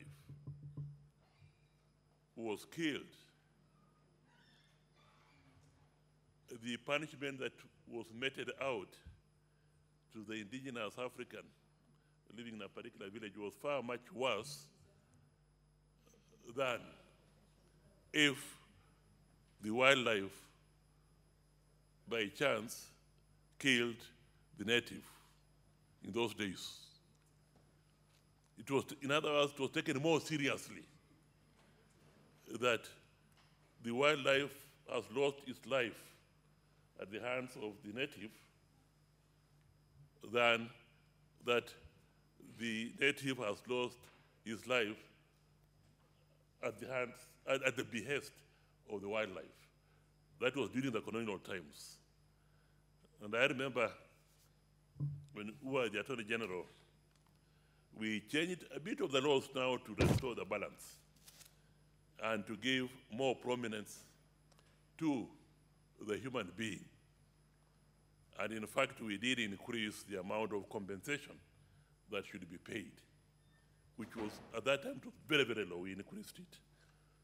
Madam Speaker, but what has happened, and is still happening now, is that the government has not really come up with a system of paying not only the amounts payable where, as per this motion, but also paying any amounts under a judgment in a civil matter. So you'll find today there are very high amounts of bills being paid. And part of the reason was at that time that ministries did not budget to pay government decrees which had been obtained against the government, including what we are now discussing. It was presumed that when the judgment arose, then the ministry concerned would write to the Treasury for payment to be effected. And Treasury, whereas at one time Treasury used to pay, but there came a time when government was in difficulties with paying even legitimate claims. And therefore, there's been a very heavy debt burden on the part of the government to pay decrees, judgments obtained against the government, which include the type of the payments that we are here talking in this particular motion. But what is being mentioned in this motion, Madam Speaker, is even more serious because it touches on the lives of people. Somebody has been killed by an animal. Judgment has been obtained. And even if judgment has not been obtained, the type of compensation that is there under our laws is there. But payment has not been given. What that creates, Madam Speaker, what that creates is that we do not have a conducive environment for the peaceful existence between man and animal. And yet, without that peaceful coexistence, we cannot preserve our animals, which are a very valuable asset to the nation. Madam Speaker, for those who have been looking, I'm glad that the move of the motion has mentioned very moving stories about his area, which has really been badly affected by this type of situation. And therefore, where there is no peaceful existence, I would say, between man and animal. If you have to borrow a leaf from those who have taken the policy of a peaceful existence between man and animal, then you'll be getting somewhere. But if you borrow that experience, what comes out very, very clearly is prompt payment and not just payment, but prompt, where a person has been injured, prompt treatment of people who have suffered from the activities of wild animals. Particularly those communities which live near the wild animals. Madam Speaker, I'm a great fan of watching either National Geographic or Animal Planet on TV or such like programs. And I've taken a very keen interest on wildlife. Because when you know how the wildlife live, you'll find that we human beings, at times we overrate ourselves. They're just like human beings. And what has happened is that in order to preserve, in order to have a peaceful environment, a peaceful coexistence between the animals, and is the respect for each other. And that respect for each other can only come about when there is respect for the human being who lives close to it and who has been injured as a result of that activity. Madam Speaker, I've watched, for example, programs on man versus animal. I've watched an example such as snakes, the Speaker, sir. Madam Speaker, as you know, snakes do live in towns. And you'll find in India and everywhere, cobras and everything else, you'll find very many snakes, and many people have died as a result of snake bites. What in those areas they have put in place measures to ensure that if a snake bites somebody, there is ample immediate treatment for that person to be cured. Whereas here, Madam Speaker, I know in some areas, if a snake bites you and you go to the health station, the health center, you cannot get treatment. It's not there. And by the time you go to, in our area, to Eldoret to get some treatment, you are almost, actually you are dead, because some of the snakes can be very poisonous. In some areas, Mr. Speaker, sir, in Europe, I know they have even created departments of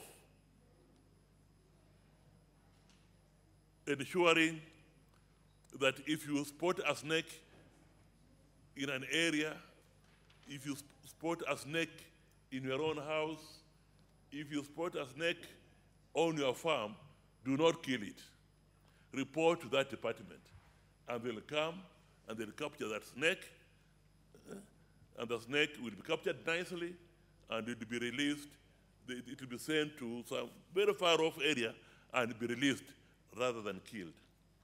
The same happens with for those of the fishing community, sharks, which can be very dangerous. They have ensured that sharks which tend to move near where people are swimming are also properly controlled and properly monitored, so that those people are not killed. But if they do, if they are bitten by the sharks, again, the measures are there very quick to be taken to the nearest hospital for treatment and so on. The same things happened with lions, Mr. Speaker, sir. I remember I stay near the national park. Times lions escape from the national park, and they come and attack. Now, on the first day I saw, they came to my plot, and I was very worried. Fortunately, I did not have a gun, because I fear guns, even holding one. But if I had a gun, my immediate instinct would have been to shoot that lion. I didn't do so. I called the wildlife people. They came and took it away. We saw on television how communities, because the wildlife people have not responded in time to such situations. We have seen how communities go and kill the wild animals, the lions. We have seen them kill. In fact, one of them even was captured on TV, and we saw how the lion was shot. We have seen elephants where they go and destroy a whole crop. How the villagers, because they called wildlife people to come, and they don't come on time, they have taken the law into their own hands and killed the elephant. And that's why I'm saying, in addition to everything else, there needs to be a proper management by the Kenya Wildlife to ensure that in those areas, particularly those bordering national parks and so on, they should be able to respond quickly to any call by the villagers to say there's a lion here, it's destroying our crops, rather than just wait. Because these villagers have been very patient, they have waited, and they have lost a lot of property because of their patience. And now their patience has run out, and the immediate thing they do is to go and kill the elephant, to go and kill the lion, and so on. And therefore, this peaceful coexistence will depend very much on how we organize ourselves as a government to ensure that animals are kept where they belong, but more importantly, to ensure that should there be any harm that may arise as a result of the animal activities, that is dealt with, the animal is dealt with immediately by professional people, but more important, compensation is also done very, very, very quickly.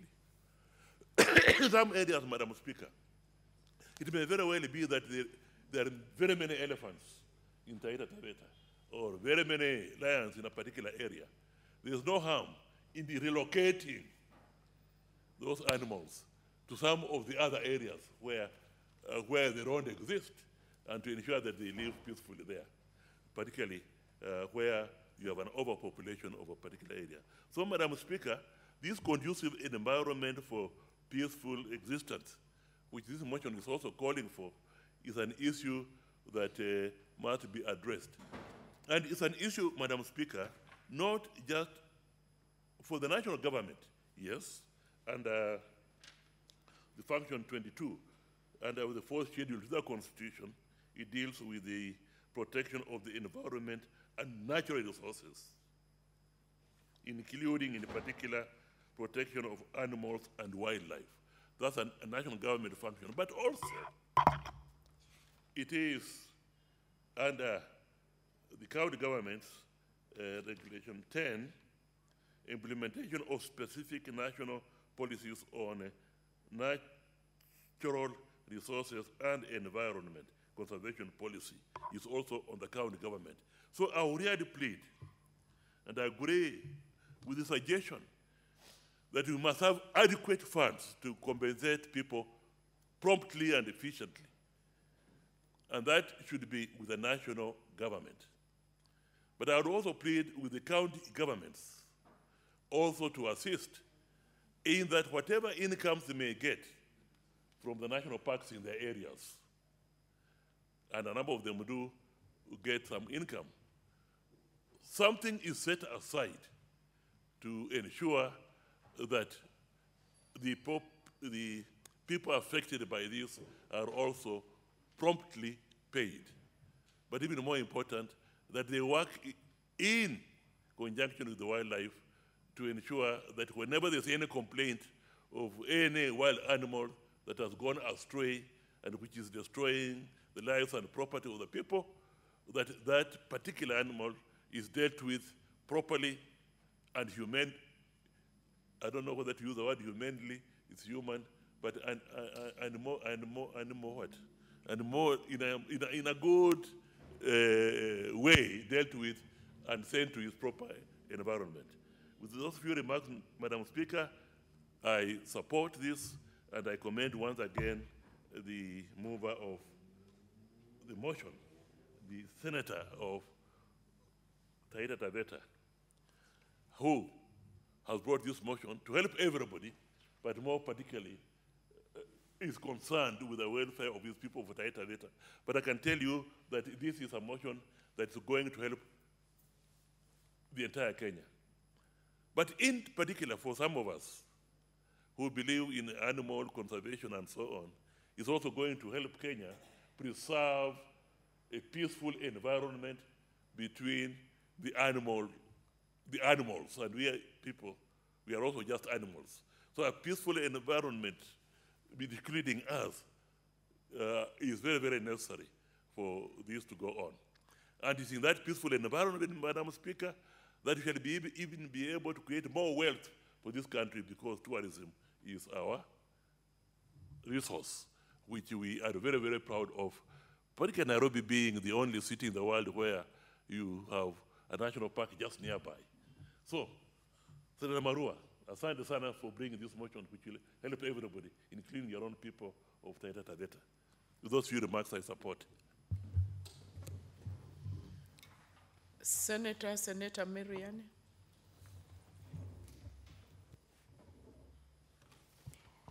Thank you, Madam Speaker, for also giving me a chance to add my voice on this very, very important motion by my colleague, Senator Mwaruma.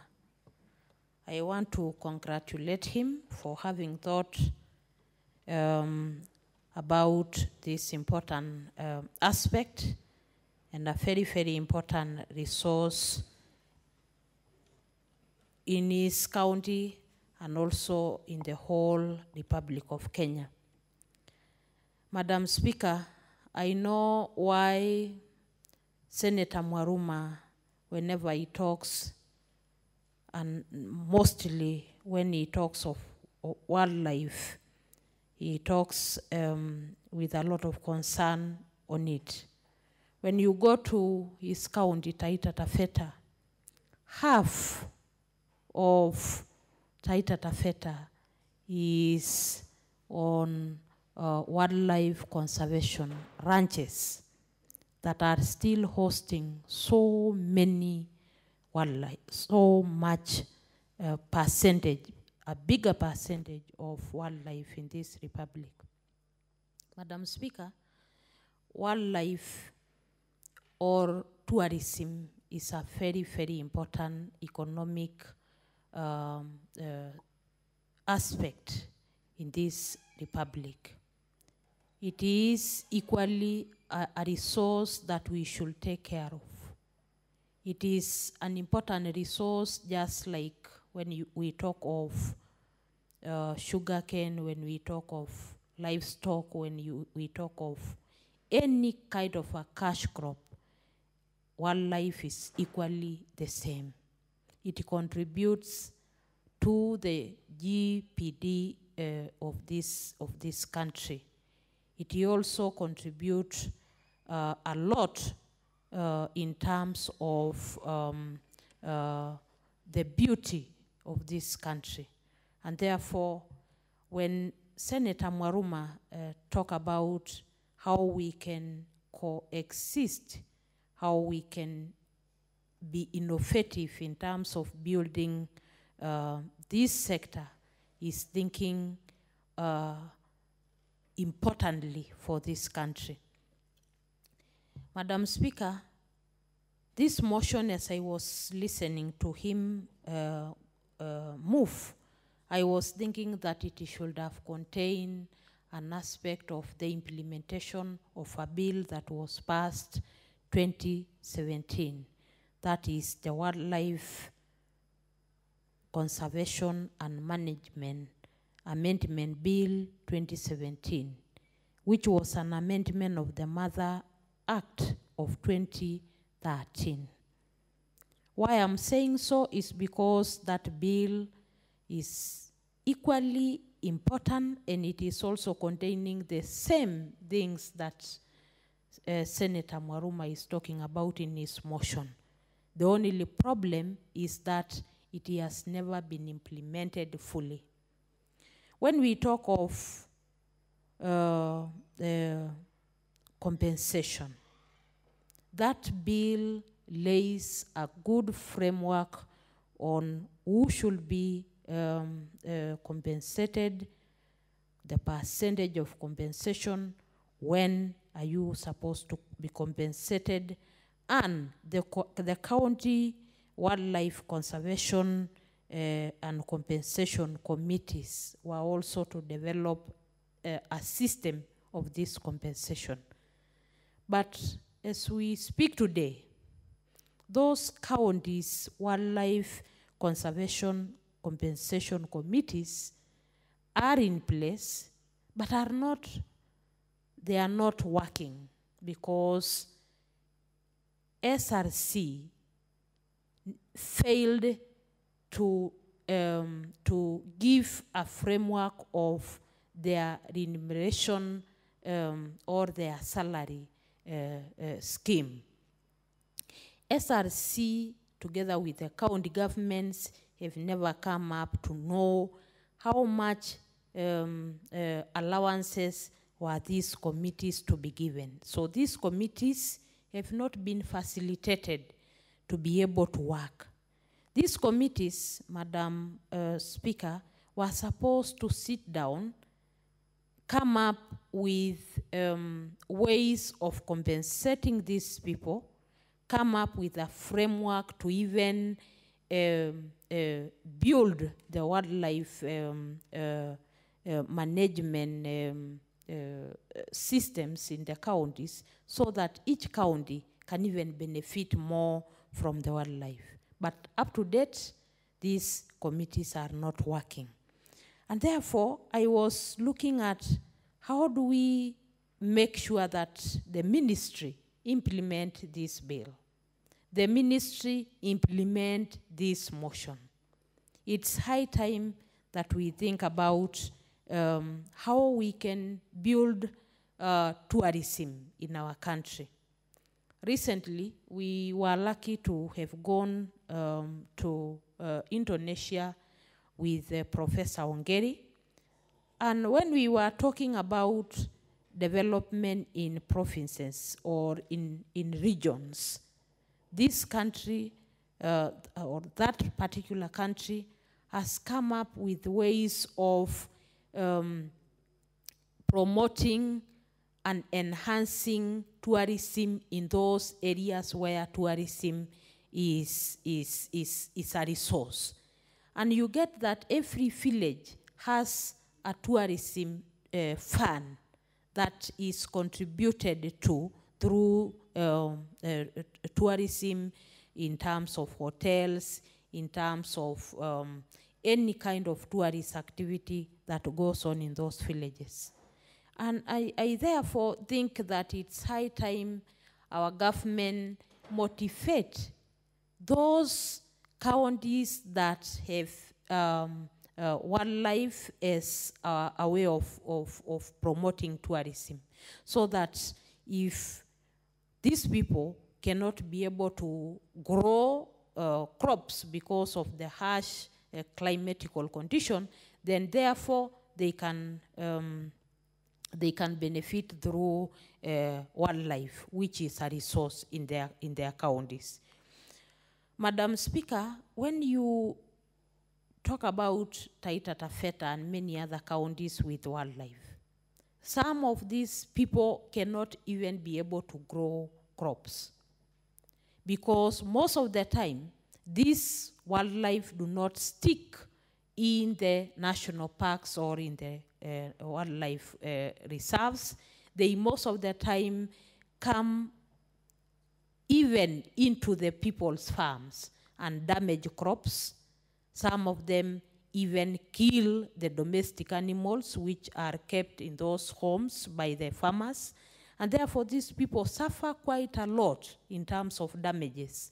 So it's high time that, as Mwaruma has put in his motion, that there is timely compensation. Not only compensation, but timely compensation. Because at times, when you don't pay somebody on time, then that person suffers even long-term effects. Like in many of our counties like Kajiado and Narok, we have people who have been killed and maimed by this wildlife. But you get somebody who who have been crippled, who have lost a relative, and have never been compensated for years. And therefore, that person, there is no way you can tell that person to host wildlife or coexist with wildlife in an economical way, because they see wildlife as their enemies. They see wildlife as damage to their properties, to their crops, to their environment, and therefore it becomes very, very hard to promote this kind of coexistence. I therefore think that when we talk of wildlife protection and management, when we talk harshly about penalties enforced on those people who are poaching, enforced on those people who are killing wildlife, we should equally talk about compensating those people who have suffered because of this wildlife. It is also important that we talk about how we can innovatively help these communities who are the host of wildlife to benefit. That is one thing that has really impressed me in Senator Mwaruma's motion, that it's high time we now not only talk about compensation, but it's high time we also talk about how do we make this wildlife benefit the communities that are hosting them. These are people who have done for themselves dams. Then these dams are water pans, water dams, water wells are destroyed by the same wildlife. These are people whose crops have been damaged by the wildlife. These are people who cannot even farm because of wildlife. Therefore, it's then high time we get to have a framework or a system where these people can also benefit from wildlife, either through the county getting this money from wildlife, or the national government then doing projects for these people to benefit from wildlife. I therefore think it's high time that we as a house, together with the National Assembly, allocate a budget to create a fund for these people to benefit. When you look at these small budgets that these ministries are also given, you really wonder whether this budget will only be going for compensation, or it will be able to build some initiatives to help the communities. And therefore, I think allocating a good budget will be able to help these communities. Another thing, Madam Speaker, we need to really think of is the ministry should also appreciate these communities that host for them tourism, wildlife as one of the aspects of tourism. There is something called tourism fund, which have only heard about in the ministry, but I've never seen it helping these communities that host this particular wildlife for them. When we talk of tourism, we are not only talking about hospitality or hotels. We are not only talking about ways of receiving tourists, ways of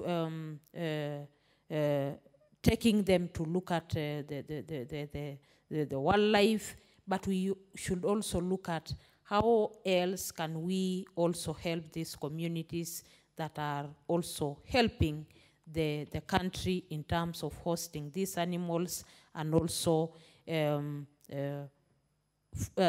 at times even receiving the much damage they receive because of this wildlife in their counties.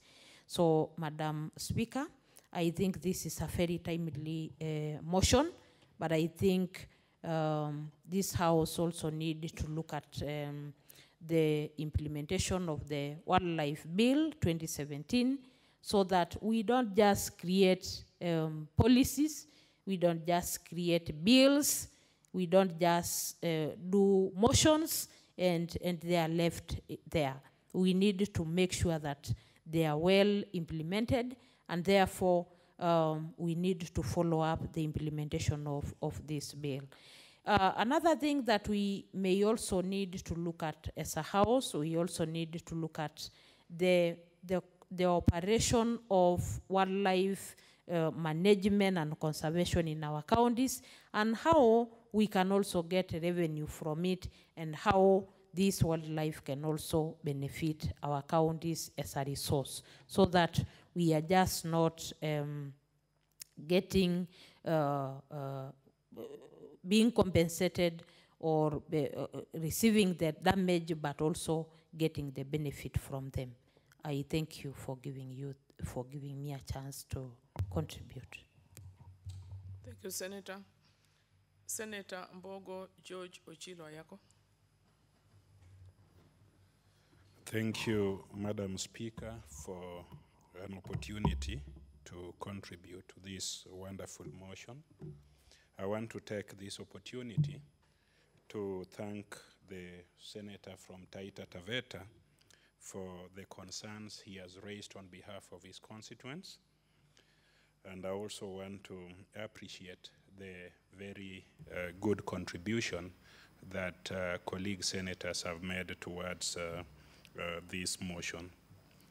This motion is an appreciation of the fact that wildlife is natural and it's important in terms of its contribution to our national revenues. And it is something that we need to guard jealously. It is something that we need to manage in a sustainable manner. Now, Senator has raised one aspect, which is compensation. And in the motion, it is captured explicitly that wildlife is a major revenue earner. It brings plenty of revenue. It brings visitors. It also promotes the good image we have as a country. And it attracts people to come to this country. And therefore, the country is in the global map because of wildlife. So wildlife is a wonderful thing. There is plenty of money that comes to the country. Yet, those who live close to where these wildlife are continue to suffer damages, both personal and in terms of property, and do not receive prompt compensation or compensation at all for the injuries or suffering that they get.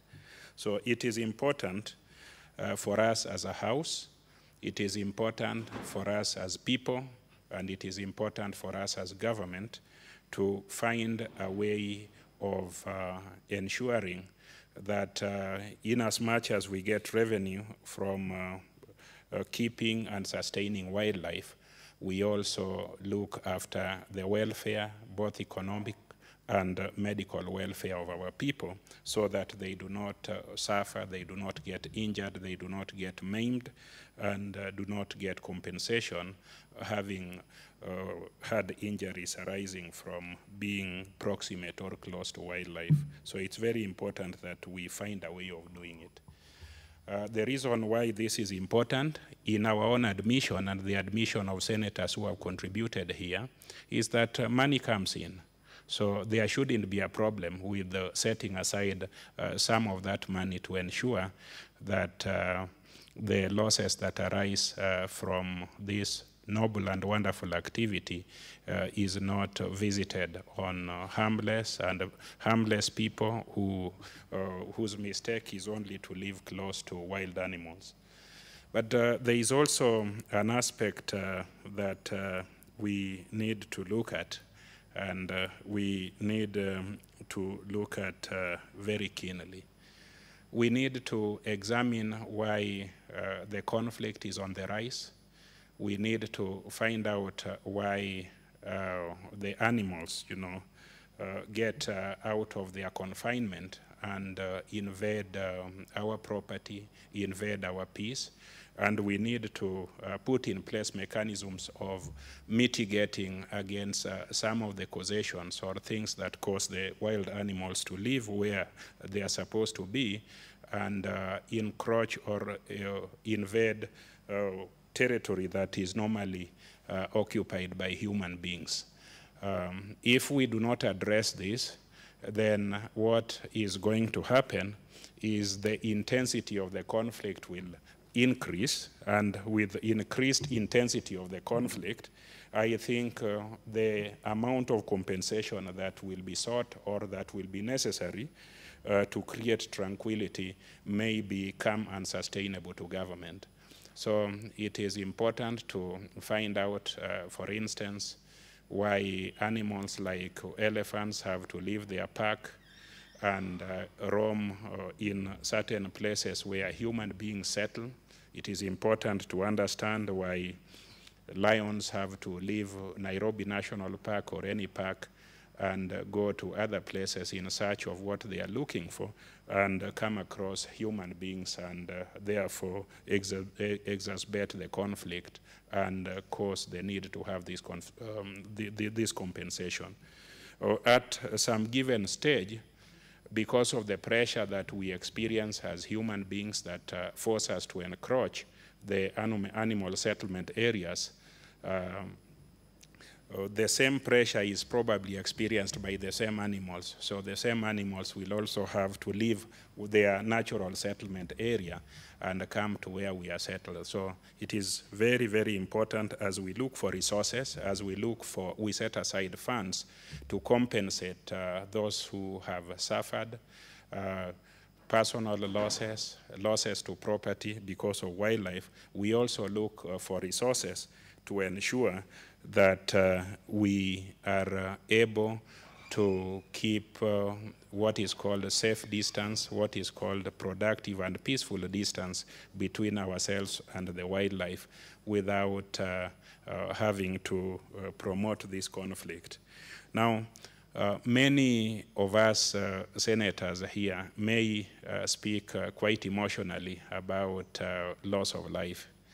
I am sure if we were to understand the language of wildlife and the wildlife were to speak and say how they also lose their lives because of us, that would also be another tragedy. So it is important to have what is called a balanced discussion about how the conflict is. You will notice that a lot of this wildlife are endangered. Some of them, like the rhinos, others like turtles, snakes, are endangered because we are very merciless when we encounter them.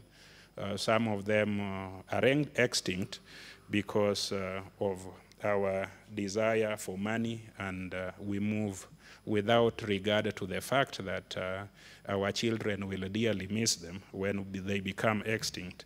We exterminate them. So it is also important to carry out education among our people, to carry out advocacy among our people, to understand the need to conserve wildlife, to understand the need to be protective of them, and to adhere to the biblical commandment.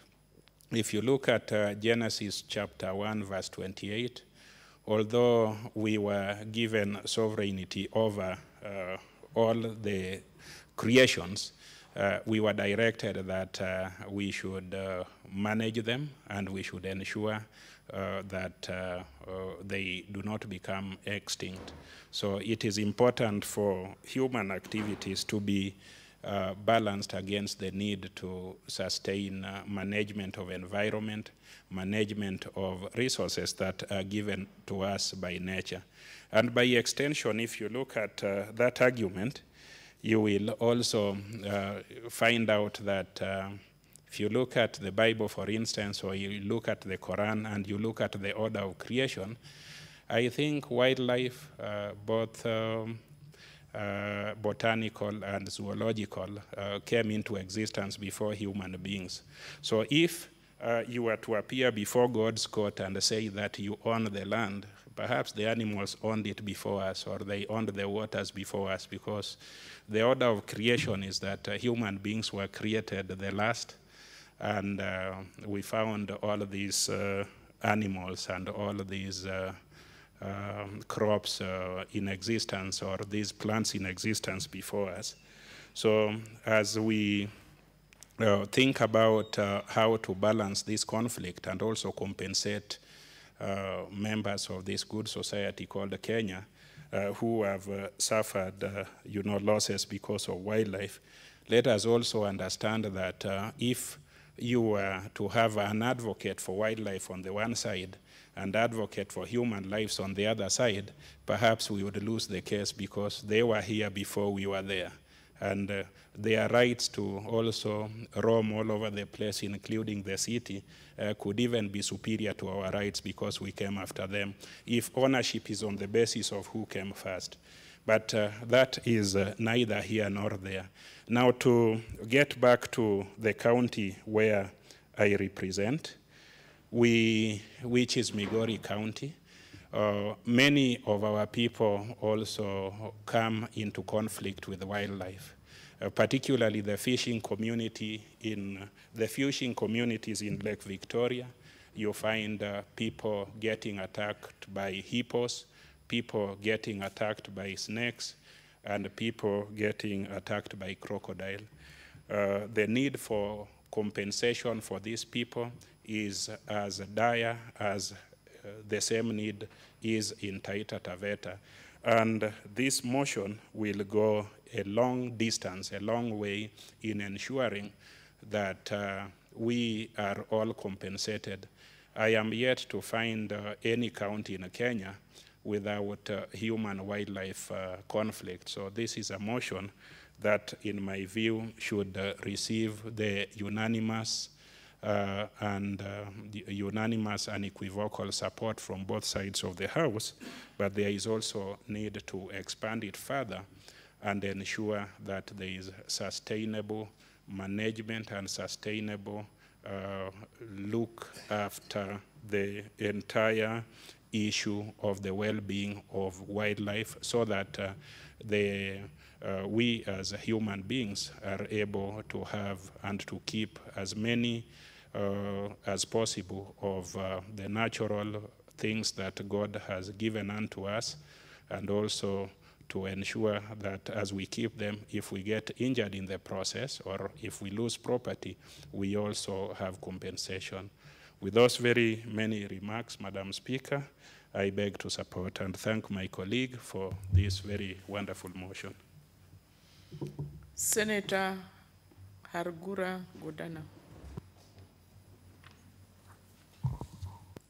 Thank you, Madam Speaker, for giving me this opportunity to contribute to this very important motion. I also would like to thank Senator Maruma for coming up with this motion. It's also, we are together in the Lands, Environment and Natural Resource Committee, and these are issues sometimes we had to interact with, even with the CS on this. Madam Speaker, when we talk of community wildlife conflict, most of these conflicts, or all of this conflict, don't take place in the national parks. Actually, they take place in within the habitats of the citizens of this country, not in those preserved areas. Because actually, it's the human being who is being aggrieved in this case, because these animals are not within their areas which have been set aside for protection of wildlife. And I represent the county of Marsabit, which is the largest county in this country, and almost, other than the national parks, we have Marsabit National Park, Sibiloi National Park, the Southern Island on Lake Turkana. The rest is all community land, It's all rangeland for the pastoralist, and that is where all these wildlife are found. Marsabit, the mountain, is known for animals like elephant. That's why we have the elephant called Ahmed with the biggest tusk, which is now at the museum here. It used to be in that park, and we still protect that park. If you go there, you'll find the forest is still intact as it was. We still coexist with those animals. And we also have conservancies where we have the pastoralists living alongside the animals. We have like the Melako Conservancy in Laisamis. We have the Shura and Jaldesa in Saku. And we coexist with these animals. So we have no problem with coexisting with these animals. But the problem is the compensation. Because when you coexist with this wildlife and these animals, often at times it will result in human death, human injury, and even loss of livestock for the pastoralists and farmers around the mountain. And I think the government is sensitive to that. That's why we have laws like the Wildlife Conservation and Management Act, which is supposed to set out how the human will be compensated in the event of being affected by this wildlife. Madam Speaker, I think we don't have a shortage of laws. If you look at that act, it's very clear. The only problem with that act is it doesn't state the time frame within which you should be compensated. And the object of this motion, if I understood it very well, it talks of adequate compensation, timely compensation, and the benefits of the communities from the resources which accrue from this wildlife. And when it comes to the procedure for the compensation, we find the law is very clear. We have the community wildlife conservation and compensation committees, which my other colleagues have alluded to in their contribution. Madam Speaker, these committees have been formed because it was a subject of the first petitions we handled in this House. The committees have been formed according to the regulations which have been prepared by the Cabinet Secretary, but the first committee's time lapsed in February 2018. And I think the petition which was here was about the chairman of those committees demanding to be paid honoraria. The CS came and said very clearly that they have paid whatever allowances have been recommended by SRC, because the Act says that it's the SRC to recommend what they need to be paid. The CS said they have paid all that, but it's the honoraria aspect which was in dispute. And that is still an issue, but their time ran out in February 2018. Now, this issue of wildlife, human conflict is still on because we still live with these animals. And the structure has been put in place such that we have these committees to tackle these issues. But what I'm surprised at is that the CS in charge of tourism has not, either as required by the regulation, extended the term, because the regulations allow him to extend the term of all the committee members for another term, one term of 3 years, or advertise for new and have new committees in place. So basically, it's like there is an deliberate move by the executive to cripple this compensation scheme, because if you don't have the committee in place, then, and the law says very clearly that the affected person will have to apply to the committee. And the CS has kind of, by keeping quiet, made sure that there is no committee for the Kenyans to complain to when affected by this conflict, the human-wildlife conflict. And that is why, up to date, I know of a case of a boy from my county who was killed by a leopard in Serolibi area of Samburu County, and up to now has not been compensated. Why? Because of this process of not having the committees, and even once the recommendation of the committees have reached the CS, you are told there is no money. Right now, recently I've been discussing with the senior warden at Marsabit National Park, who also sits in that committee. They said they don't have the committee now, but they still get the claims every now and then, and now they have a very big backlog of these claims of persons who have been killed by these animals, serious injuries, destruction of crops and livestock. All this has not been taken care of because, one, the government has deliberately ensured that there is no committee to complain to, which is, in my view, an executive trying not to implement a law which was passed by this House. And because if you look at the way the law is, in case of human death, you apply to the committee will have to verify that, then with this recommendation, pass it to the CS to compensate the affected person. Now we don't have the committee in place. In case of destruction of crops and livestock, the committee has to receive the complaint and submit it to the Kenya Wildlife Service. We don't have the committee in place. So we are actually crippling a law to make sure that Kenyans don't benefit. So I think the most important question here is, why has the CS not either reinstated or extended the term of the first committees, or ensure that when the time of the first committee expired in February, then he puts measures in place so that another committee is formed. So in that case, I think we are dealing with a system which is trying to use the law to make sure that the public doesn't benefit, or they don't get their due rights. So I think mine is to urge, maybe in this case, to ask the senator, maybe to move an amendment to the act and make sure that we put the 90-day timelines in the act itself. Because now it says within reasonable time. And we have seen that reasonable time going into 5 years, 6 years. So we need to have that 90 days in the act so that we have very clear timelines to be executed by the relevant persons. Then when it comes to the issue of funding, because whenever we ask, we are told there is no fund. If you look at this act, there are 2 funds in that act.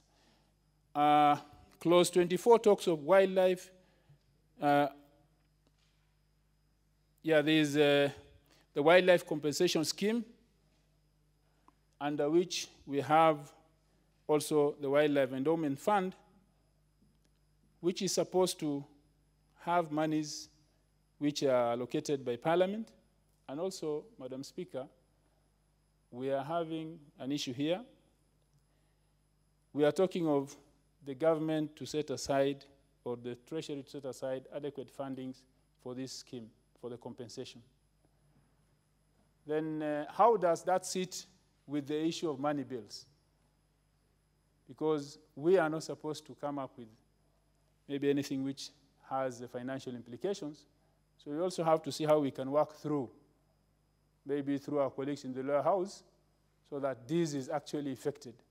So I'll urge Senator Maruma so that we can see how we can work through the other house and get colleagues who come also from these affected areas to make sure that this financial allocation is done, so that it will not be said Senate cannot do anything about asking the government to set aside any fund.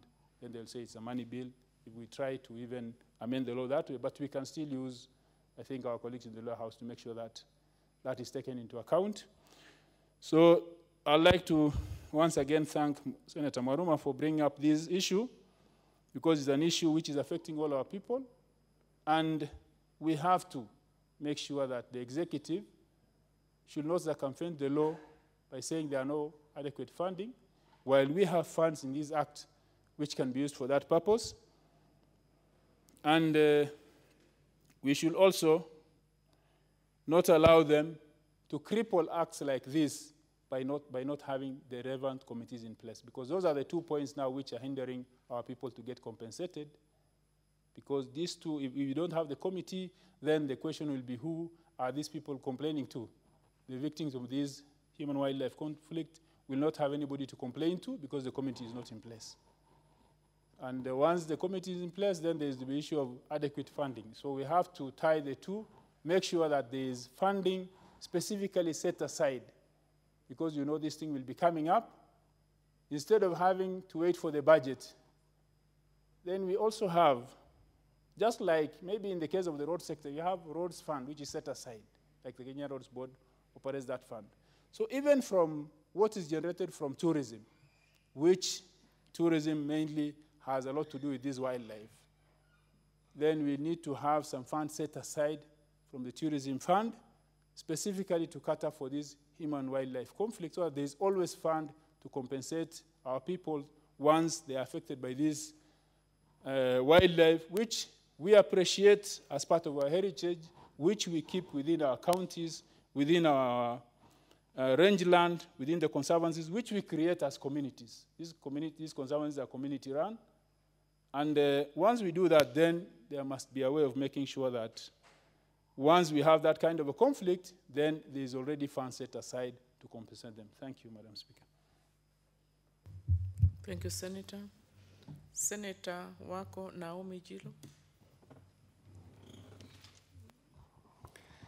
Thank you, Madam Speaker, for allowing me to also add my voice to this very important motion. I also want to thank Senator Maruma for coming up with this very relevant motion to all of us and to every county, with again a lot of passion and emotions because of the suffering the people of Kenya have gone through. Madam Speaker, going through, of course, the motion and listening to the contribution of the senators, it is quite clear that God has blessed this nation with wild animals. We are all proud of our country, and especially the wild animals. And we thank God for all the resources that He has given us.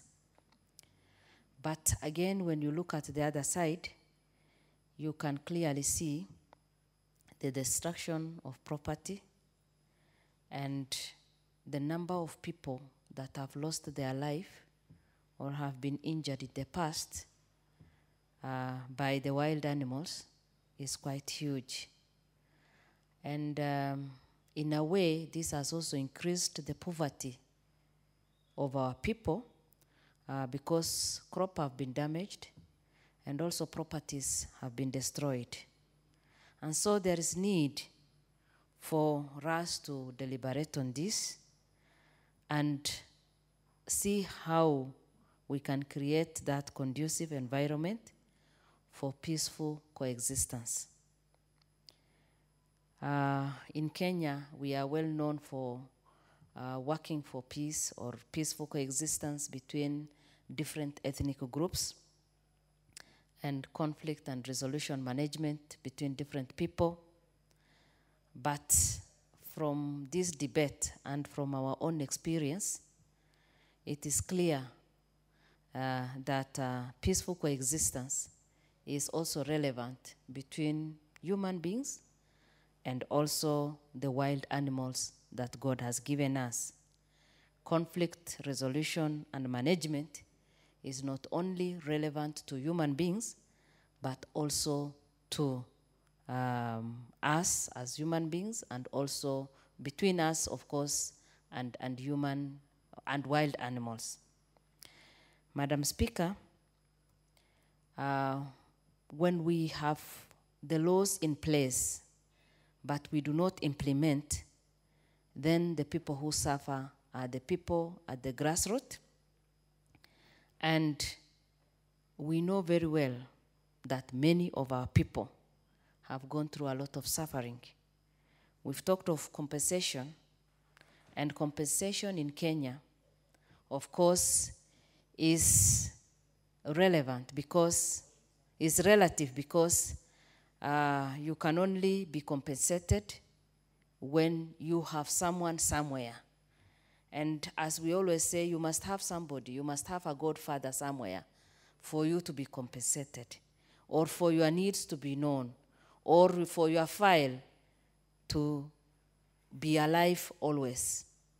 And because of corruption and that bad practice in our nation, many of our people have suffered.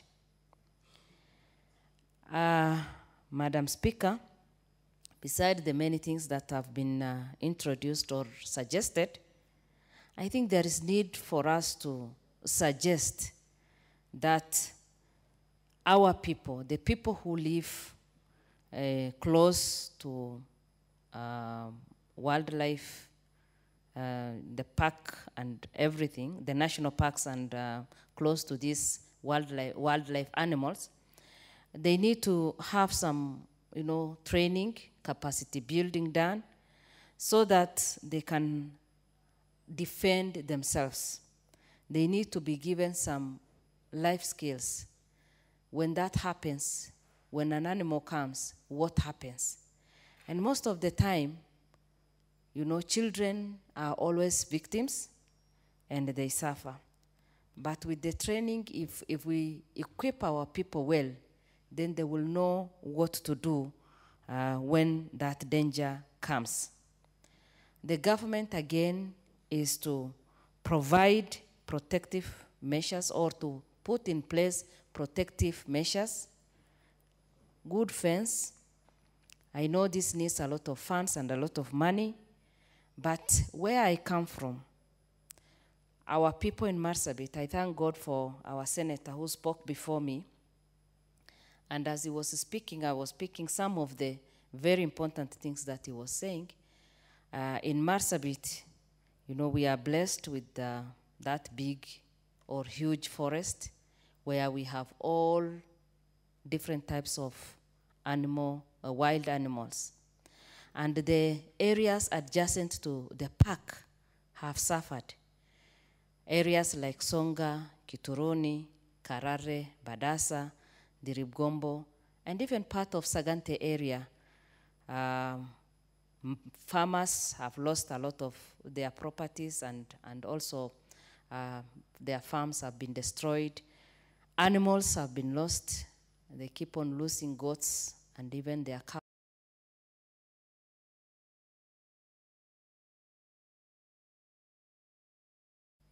Simply because the committee that is supposed to work and is supposed to, receive all the concerns is not there. So beside the compensation, there is also need for us to encourage insurance companies to go down to the grassroots and encourage people to insure their animals and also their farms and everything, their property, so that when something happens, then beside what the government will do, then people will know where to run to. I think there is need, Senator Mwaruma, for us to push for insurance cover, both the animals, not only both, for animals, domestic, for domestic animals, for human beings, and other properties that we own. And in doing that, then we will have taken care of our people and the other resources that God has given us. It is true that our people need to benefit from the resources that God has given us. And in some of these areas, like my own county, I don't think that we have benefited even from the tourism and wild animals that God has given us in that county. In fact, if you look at the experience from my childhood and even to death, we see that animals or wild animals are given more attention than human beings and even the domestic animals. Simply because when one, kills a wild animal, he's followed, and you know all what happens. But when somebody falls a victim, the government doesn't seem to be caring at all. And in fact, in 1970s, Ahmed, the elephant that Kenyans are proud of, the president, gave a presidential decree so that they provide 24-hour security surveillance. And Ahmed enjoyed that. But as one of the people from Marsabit, I just wish that our people can be protected, because we keep on attacking each other. We keep on losing our animals as late as last week. Not this week, on Tuesday, when we were in Marsabit, we lost some goats, and the government was, not able even to follow or even to recover.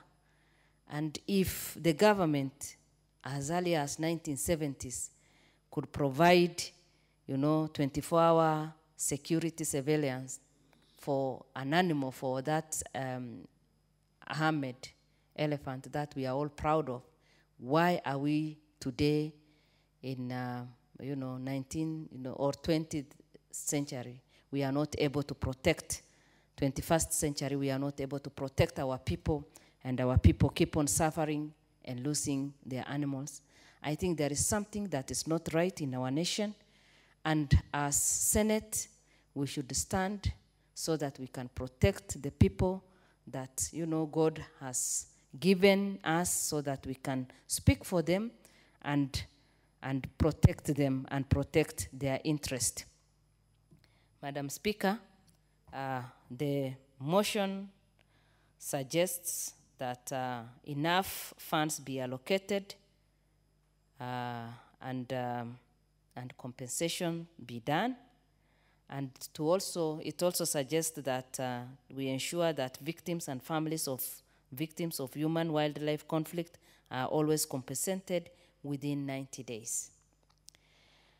Madam Speaker, when one is affected, or when one loses his loved one or her loved one through this, it is enough pain to go through.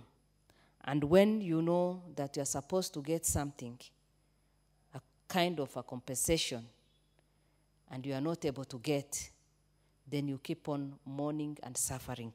So there is need for us to push for that and see how that can be done, if not before the 90 days, within the 90 days suggested. The motion also suggests that we come up with innovative ways of ensuring host communities benefit from the revenue accruing from wildlife tourism. As I said, many of our communities have never benefited from the resources that God has given them. And so there is need for us also as Senate to push for this, so that whatever resources are there in different counties, the host communities should also benefit in a way. And Madam Speaker, in Kenya, we are well blessed with so many resources. We have all the policies in place. We have all the laws in place. But unfortunately, we are not practicing. We take advantage of the poor people. We exploit. And every officer that is there is not ready to serve Kenyans passionately.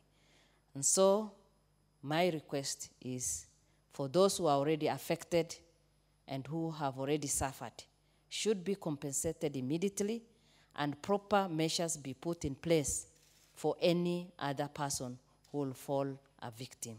Thank you, and I beg to support. Senator Sherargei.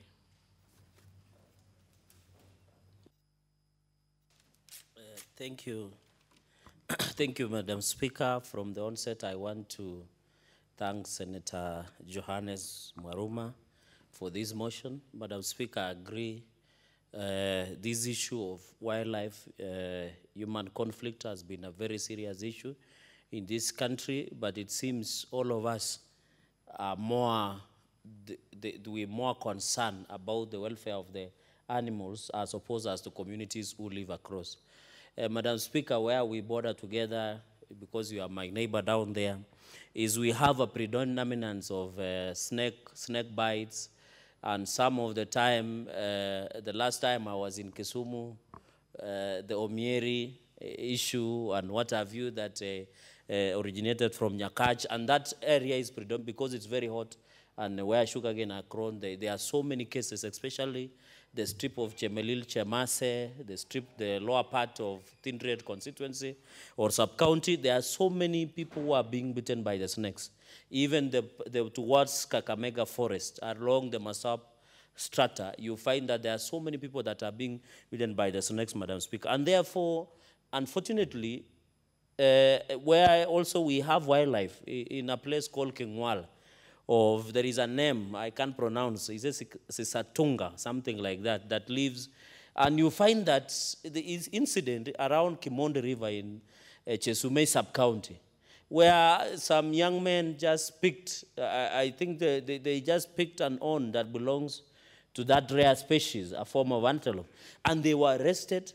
The government acted so fast, they were taken to court, they were charged and fined. But in the reverse, when an ordinary mwananchi is being attacked by the snake or any other wildlife, the response in ensuring that we compensate for that person in terms of medical bills, in terms of provision for burial arrangements, in terms of most of the people who, and I don't think it is only in cost or in where Mheshimiwa comes from, Taita, it is not only in that area. It is because we have taken more concern at the benefit and expense of the ordinary mwananchi that belong to this country. Madam Speaker, we are aware that wildlife is very critical, and it is the heritage and signature, and it is synonymous with this country. We know tourism, Madam Speaker, gives a lot of revenue to this country. And in fact, Madam Speaker, when we were visiting UK the other day, and you could see that the government is working through Brand Kenya to increase the influx of tourists in this country. And I know it is in the interest of the government to protect wildlife in this country. But let us not apply the double standards, because it's very sad, Madam Speaker, somebody is being killed by an animal, be it a rhino, be it an elephant, and they are just paid a mere 5 million Kenyan shillings. That money to get, again, is as Senator Wako with a Q has said, is so painful, it is so treacherous, it involves a lot of process that you wonder the pain that the family undergoes when that person is being killed by these animals is so much that you don't need to subject such a family, because if there is proof, you not only need post-mortem report, you need medical report, you need burial permit, you need the indication of next of kin, and compensation should be done as soon as possible, before even a loved one is buried, and that is where we should go. In fact, the proposal of 90 days, I don't think it is long enough, because the family has suffered. And most of these people, Madam Speaker, that are being lost are breadwinners. Most of them are working hard. And you know, in cases of where you go to tea farms, where I come from, is that the compensations when you are working and maybe you are now, you got injured through the work that you are subjecting, the compensation that should be done is to ensure that the livelihood, the way you have been should be compensated. So we expect, even as we discuss about the loved ones and the people who are being maimed or injured by these animals, the government must compensate to reinstate them to where they were, so that we are not seeing these issues, Madam Speaker. And it's very sad. I hope through the Wildlife Act, I think I want to urge, even as we discuss this motion, I want to call upon Senator Johannes Mwaruma to ensure that also we bring legislative interventions, so that compensation of 5 million per person who died is too little. compared to the life, you can remember it's a breadwinner. That family will be left in misery. It will be left in circles and cycles of poverty. And therefore, we should agree that we need policy and legislative intervention. And I want to ask the CS in charge of tourism, CS Balala, that in as much as we are busy branding Kenya and attracting more visitors to visit the country, we should also be very keen and careful on how we agree in the harmonious living of the communities that live with the animals, so that we don't have a way where the community is hostile to the animals, the wildlife game rangers are hostile to the communities. We should bring a cohesive, because these animals are as good as the communities that live within that area, Madam Speaker. And therefore, I want to urge, even as we go around the world doing Brand Kenya and what have you, let us also consider in working with the families that or communities that live with the animals, so that they can live in a cohesive manner, peaceful and harmonious. And even the workers, Madam Speaker, that live, or the game rangers, or the people who protect our wildlife. I know the issue of game poaching and what have you, hunting for game trophies by some poachers. I know it's a very serious issue in this country, but the only way to fight even poaching, Madam Speaker, is to ensure the host communities know the value, agree to live in harmony with the animals, so that we don't encounter these issues. Finally, Madam Speaker, because this is a straightforward motion, I agree. You know, this issue of CSR, corporate social responsibility, I think most of the people do it as a charity work. I think in this country, as a Senate, we must think on how, in quotes, to force some of these companies, some of these organizations, to take their rightful. We don't need to make noise for you to do a corporate social responsibility. We don't need to fight. We don't need to go to court. We don't need to do petitions. We need to tell the people who are concerned that they need to provide corporate social responsibility. I want to ask, Madam Speaker, that even we have seen so many challenges, especially in mining sector. Where I come from, Madam Speaker, where we mine gold in a place called Karebe, we have had to fight with the management for them even to paint one classroom. So even these communities that host these animals, most of them, their lands have been displaced from their places. They also share fence. They also protect these animals. So it should be honorable duty for the necessary Kenya Wildlife Service and other companies that have conservancies to come out and do corporate social responsibility.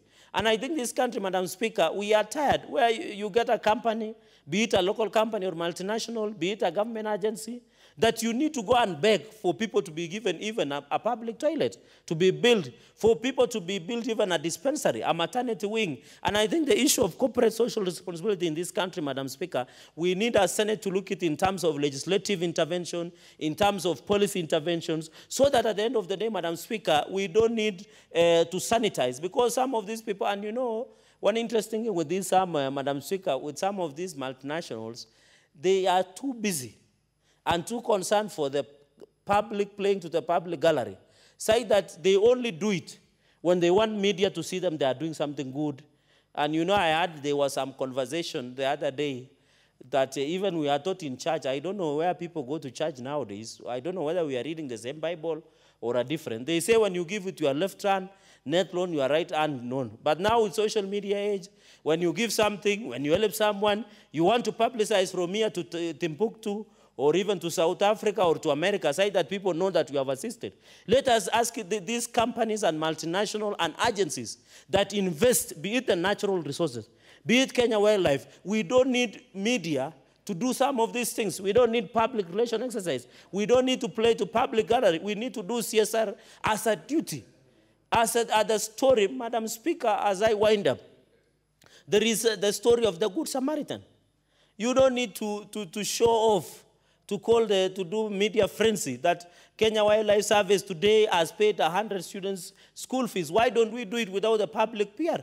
Why should we use poverty to glorify our profits, to sell our good name? And I think, Madam Speaker, going into the future, we must, and I agree, it's not only KWS, we have seen in mining sector. And I know where you come, there is the issue of mining also, where we have been fighting with mining companies to do their CSR, to give the community at least 1% that is provided by the Mining Act of 2015. And I think, Madam Speaker, we need to agree as a country that we don't need philanthropists that come out to play only for public gallery. After the cameras are switched off, the families, and they need to go back. So, Madam Speaker, I want to thank Senator Maruma and assure him that we are part. I want him to look into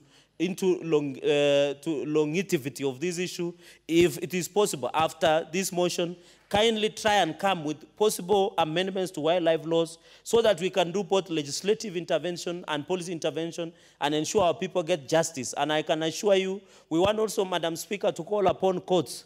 Even, you know, the growth of the law is sometimes through judicial decisions under jurisprudence. So we want to call upon our judiciary to also at all time, when they are deciding a matter that is between wildlife-human conflict, they should put the human face in their decision so that we protect our people and ensure that we go forward and move forward. So I support this motion and hope the decisions that we'll make, it will not only benefit the people of Taita Taveta County, but it will also benefit the people of Nandi County and even Kisumu County and other 47 counties. I thank you, Madam Speaker.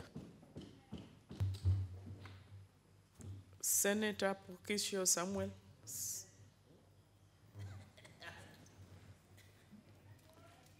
Thank you very much, Madam Speaker. Speaker, I think this is, I wish to support this motion that we deal once and for all with the issues that promote the care of our wildlife, and at the same time also the people who are in the areas where wildlife is found. And to definitely ask that the government supports very strongly the wildlife management in the country, because it's related to tourism, Madam Speaker. All the monies accruing from tourism should also be able to support the ecosystem that supports our wildlife. And I think that by Mheshimiwa, the Senator Maruma bring out this, mostly in regard to human-wildlife conflict, I think dealing with the problem once and for all would really help us. There's so many motions, many statements, many petitions that have been brought about by that have come before you and before this House, and both houses actually, concerning the human-wildlife conflict. By now, we should not be talking about these matters anymore. Madam Speaker, I think that the proceeds of wildlife, which is basically what has built our tourism, when people have for example, the wildebeest migration every year, Madam Speaker, when you have that, every year we raise so much money. And tourism really raises a lot of money. But that does not necessarily translate to safer communities. And I think that if the communities are safer, communities can then take care of the wildlife, grow more interest in taking care rather than encouraging poaching. I think the counter of that is that poaching then grows because people feel that nothing is being taken into consideration about their wildlife, about their welfare. Madam Speaker, I come from an area where there is a problem in West Pokot at the Nasolot National Park. In the areas around there where there's roaming freely, the wildlife, nobody seems to really take care of those wildlife. Especially the elephants destroy people's things. There are wildlife there that attack goats and cows and so on. And I thought, so when you do not encourage people themselves to be the ones to take care of the wildlife, they then turn on the wildlife because they want to take the law into their own hands. And yet we would like very much to leave Kenya in the position where it is as the best destination because of wildlife. Number two, the third point, Madam Speaker, is now that the fact that we have a need to reward communities who just basically take care of wildlife, who don't destroy wildlife. The people who live with wildlife, Madam Speaker, respect wildlife. They don't destroy them, they don't kill them. And those communities seem to need to be recognized and also rewarded for the work that they do. The request to have this sector funded fully by government is not in vain. It is because the need for the government to put the money where its mouth is. This is one of the countries where everybody wants to come. Keep safe the places where wildlife are found. They will increase in our tourism numbers and at the same time make the communities more responsible. And so I'd like to, Senator to congratulate Senator for bringing this. I know that he comes from a situation where wildlife is doing a lot of havoc and creating a lot of havoc, but also a place where there is so much tourism. And I think that it is a balance of the two. Take care of the tourism sector by enhancing the funding in that sector, but also take care of the wildlife and the people who take care of wildlife. I know the Maasai community, for example, Madam Speaker, these are the only people I know of who don't eat the wildlife in their areas. They don't hunt wildlife in their areas, except for the lions when they attack their livestock. You know, so those people should be congratulated and rewarded because they're the best conservationists basically in the world. That's why all wildlife move in that direction. You'll find that wildlife is not in some of our areas. Why? Because wildlife are very, very clever. They know who are friendly. They know the people who support them, who defend them. And so I'd like to leave it at that, but just to say thank you, Mheshimiwa Waruma, for this very good, but I think we should not be talking about this anymore. It's time for action. It's time to implement so many policies that have come out already, so many policies. The only disadvantage, and I find this, is when wildlife attack people and cause harm and havoc, then it becomes very difficult to compensate. I don't know why it's difficult for government to compensate people who are either been killed or harmed. Madam Speaker, the crocodiles on Takwel Dam, the crocodiles there have done so much damage to the people of West Pokot, especially people around the ward of Kasei and Sok and the ward called Endo. All those people, Madam Speaker, when they go to when the kids go to fetch water in the river, the crocodiles pull one of them. They've bitten so many of them, but compensation has been impossible. Why is it that it's easy for us to plead for that sector to be funded, and yet when it is fully funded, they cannot compensate when the wildlife attack people and cause harm, cause death and havoc? And I think that when you are dealing with this matter and when you're doing finally the policies and coming to write the regulations, we should be able to say that in equal terms, compensation should be made easy. We should find a very easy way of compensating those who have suffered as a result of it. And so we support, and I call upon all members who speak to support it, because this is a very, very important motion. Thank you, and I support. Thank you, Senators. May I now call upon the mover to reply?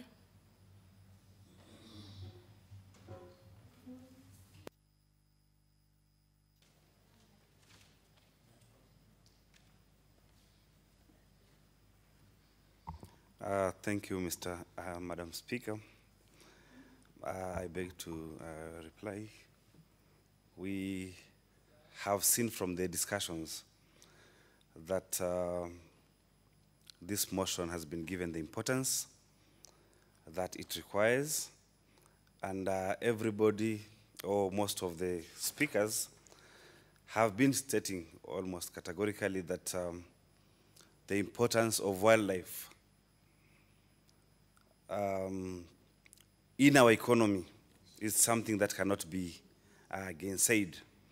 That the wildlife is important to our economy because it promotes tourism. However, when the animals hurt humans, compensation becomes a big, big problem. However, when a human attacks the animals, then the penalty is immediate and very, very severe, sometimes not commensurate to what maybe has happened to the animals. Because the sugar levels have gone down, I might not delve on the discussions that have taken place.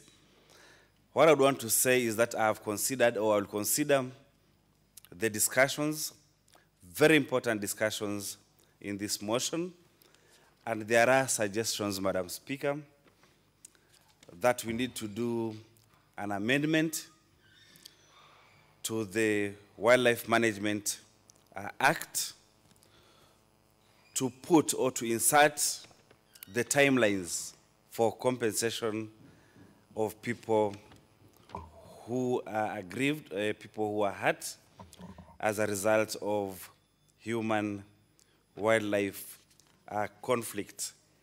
It is true that a lot of money is coming to the country as a result of tourism and as a result of the animals. And now we are asking, why is it very difficult for people to get compensated? And so, Madam Speaker, I'll consider all the suggestions, all the enriching contributions to this motion, and Madam Speaker, I beg to reply.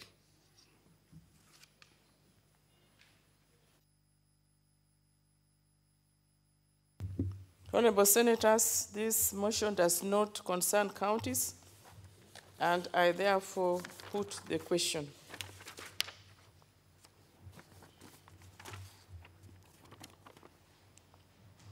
That aware that tourism is amongst key sectors of Kenya's economy, contributing billions of shillings to the country, as well as generating employment and livelihoods to millions of citizens.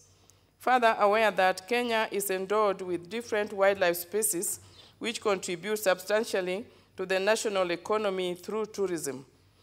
Noting that cases of human-wildlife conflict are on the rise as a result of many factors, key among them climate change and encroachment on parks and natural resources, leading to deaths and the maiming of human by wild animals.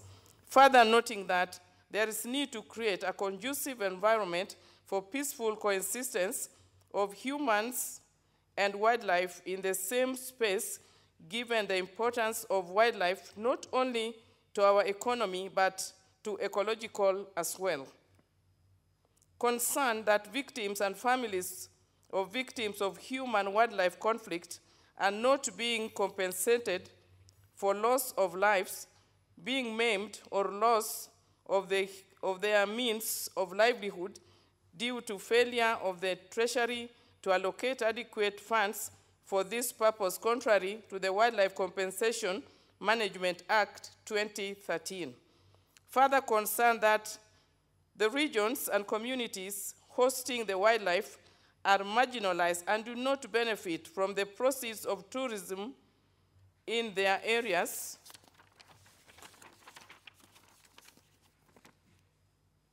Now, therefore, the Senate calls upon the national government to, 1, allocate adequate funds during the current financial year and subsequent years for compensation.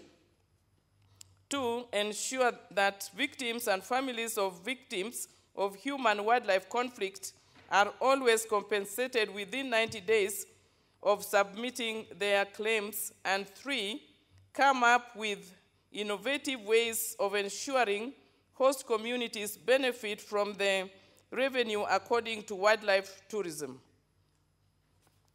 May as many as of the opinion say aye. And those of the contrary opinion say nay. The ayes have it. Next order.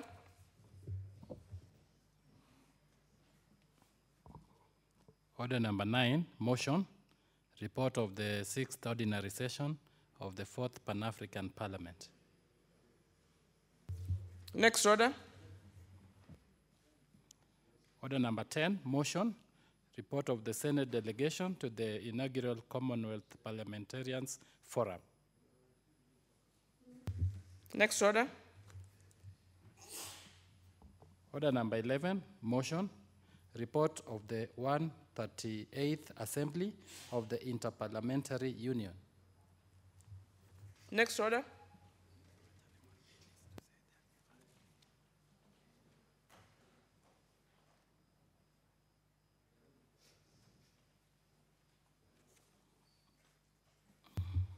We and honorable senators, we are deferring order number 9, 10, 11.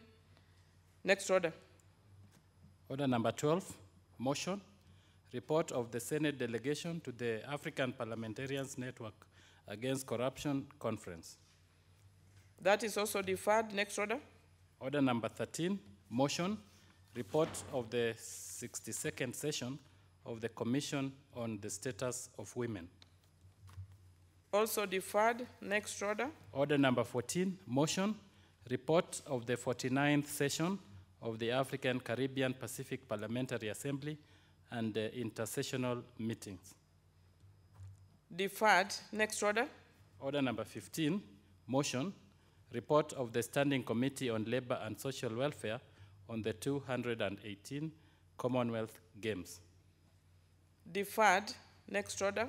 Order number 16, motion, report of the Senate delegation to the Conference on Enhancing the Role of Parliamentarians in the Interlinkage between Population Issues and the 2030 Agenda for Sustainable Development. Deferred. Next order. Order number 17, motion, report of the Global Parliamentary Conference held at the World Bank headquarters in Washington. Next order. That is deferred. Next order. Order number 18, motion, remedies for closure of schools due to floods and instances of insecurity. Honorable Senators, there being no other business on the order paper, the Senate stands adjourned until Tuesday, 13th November 2018 at 2:30 p.m.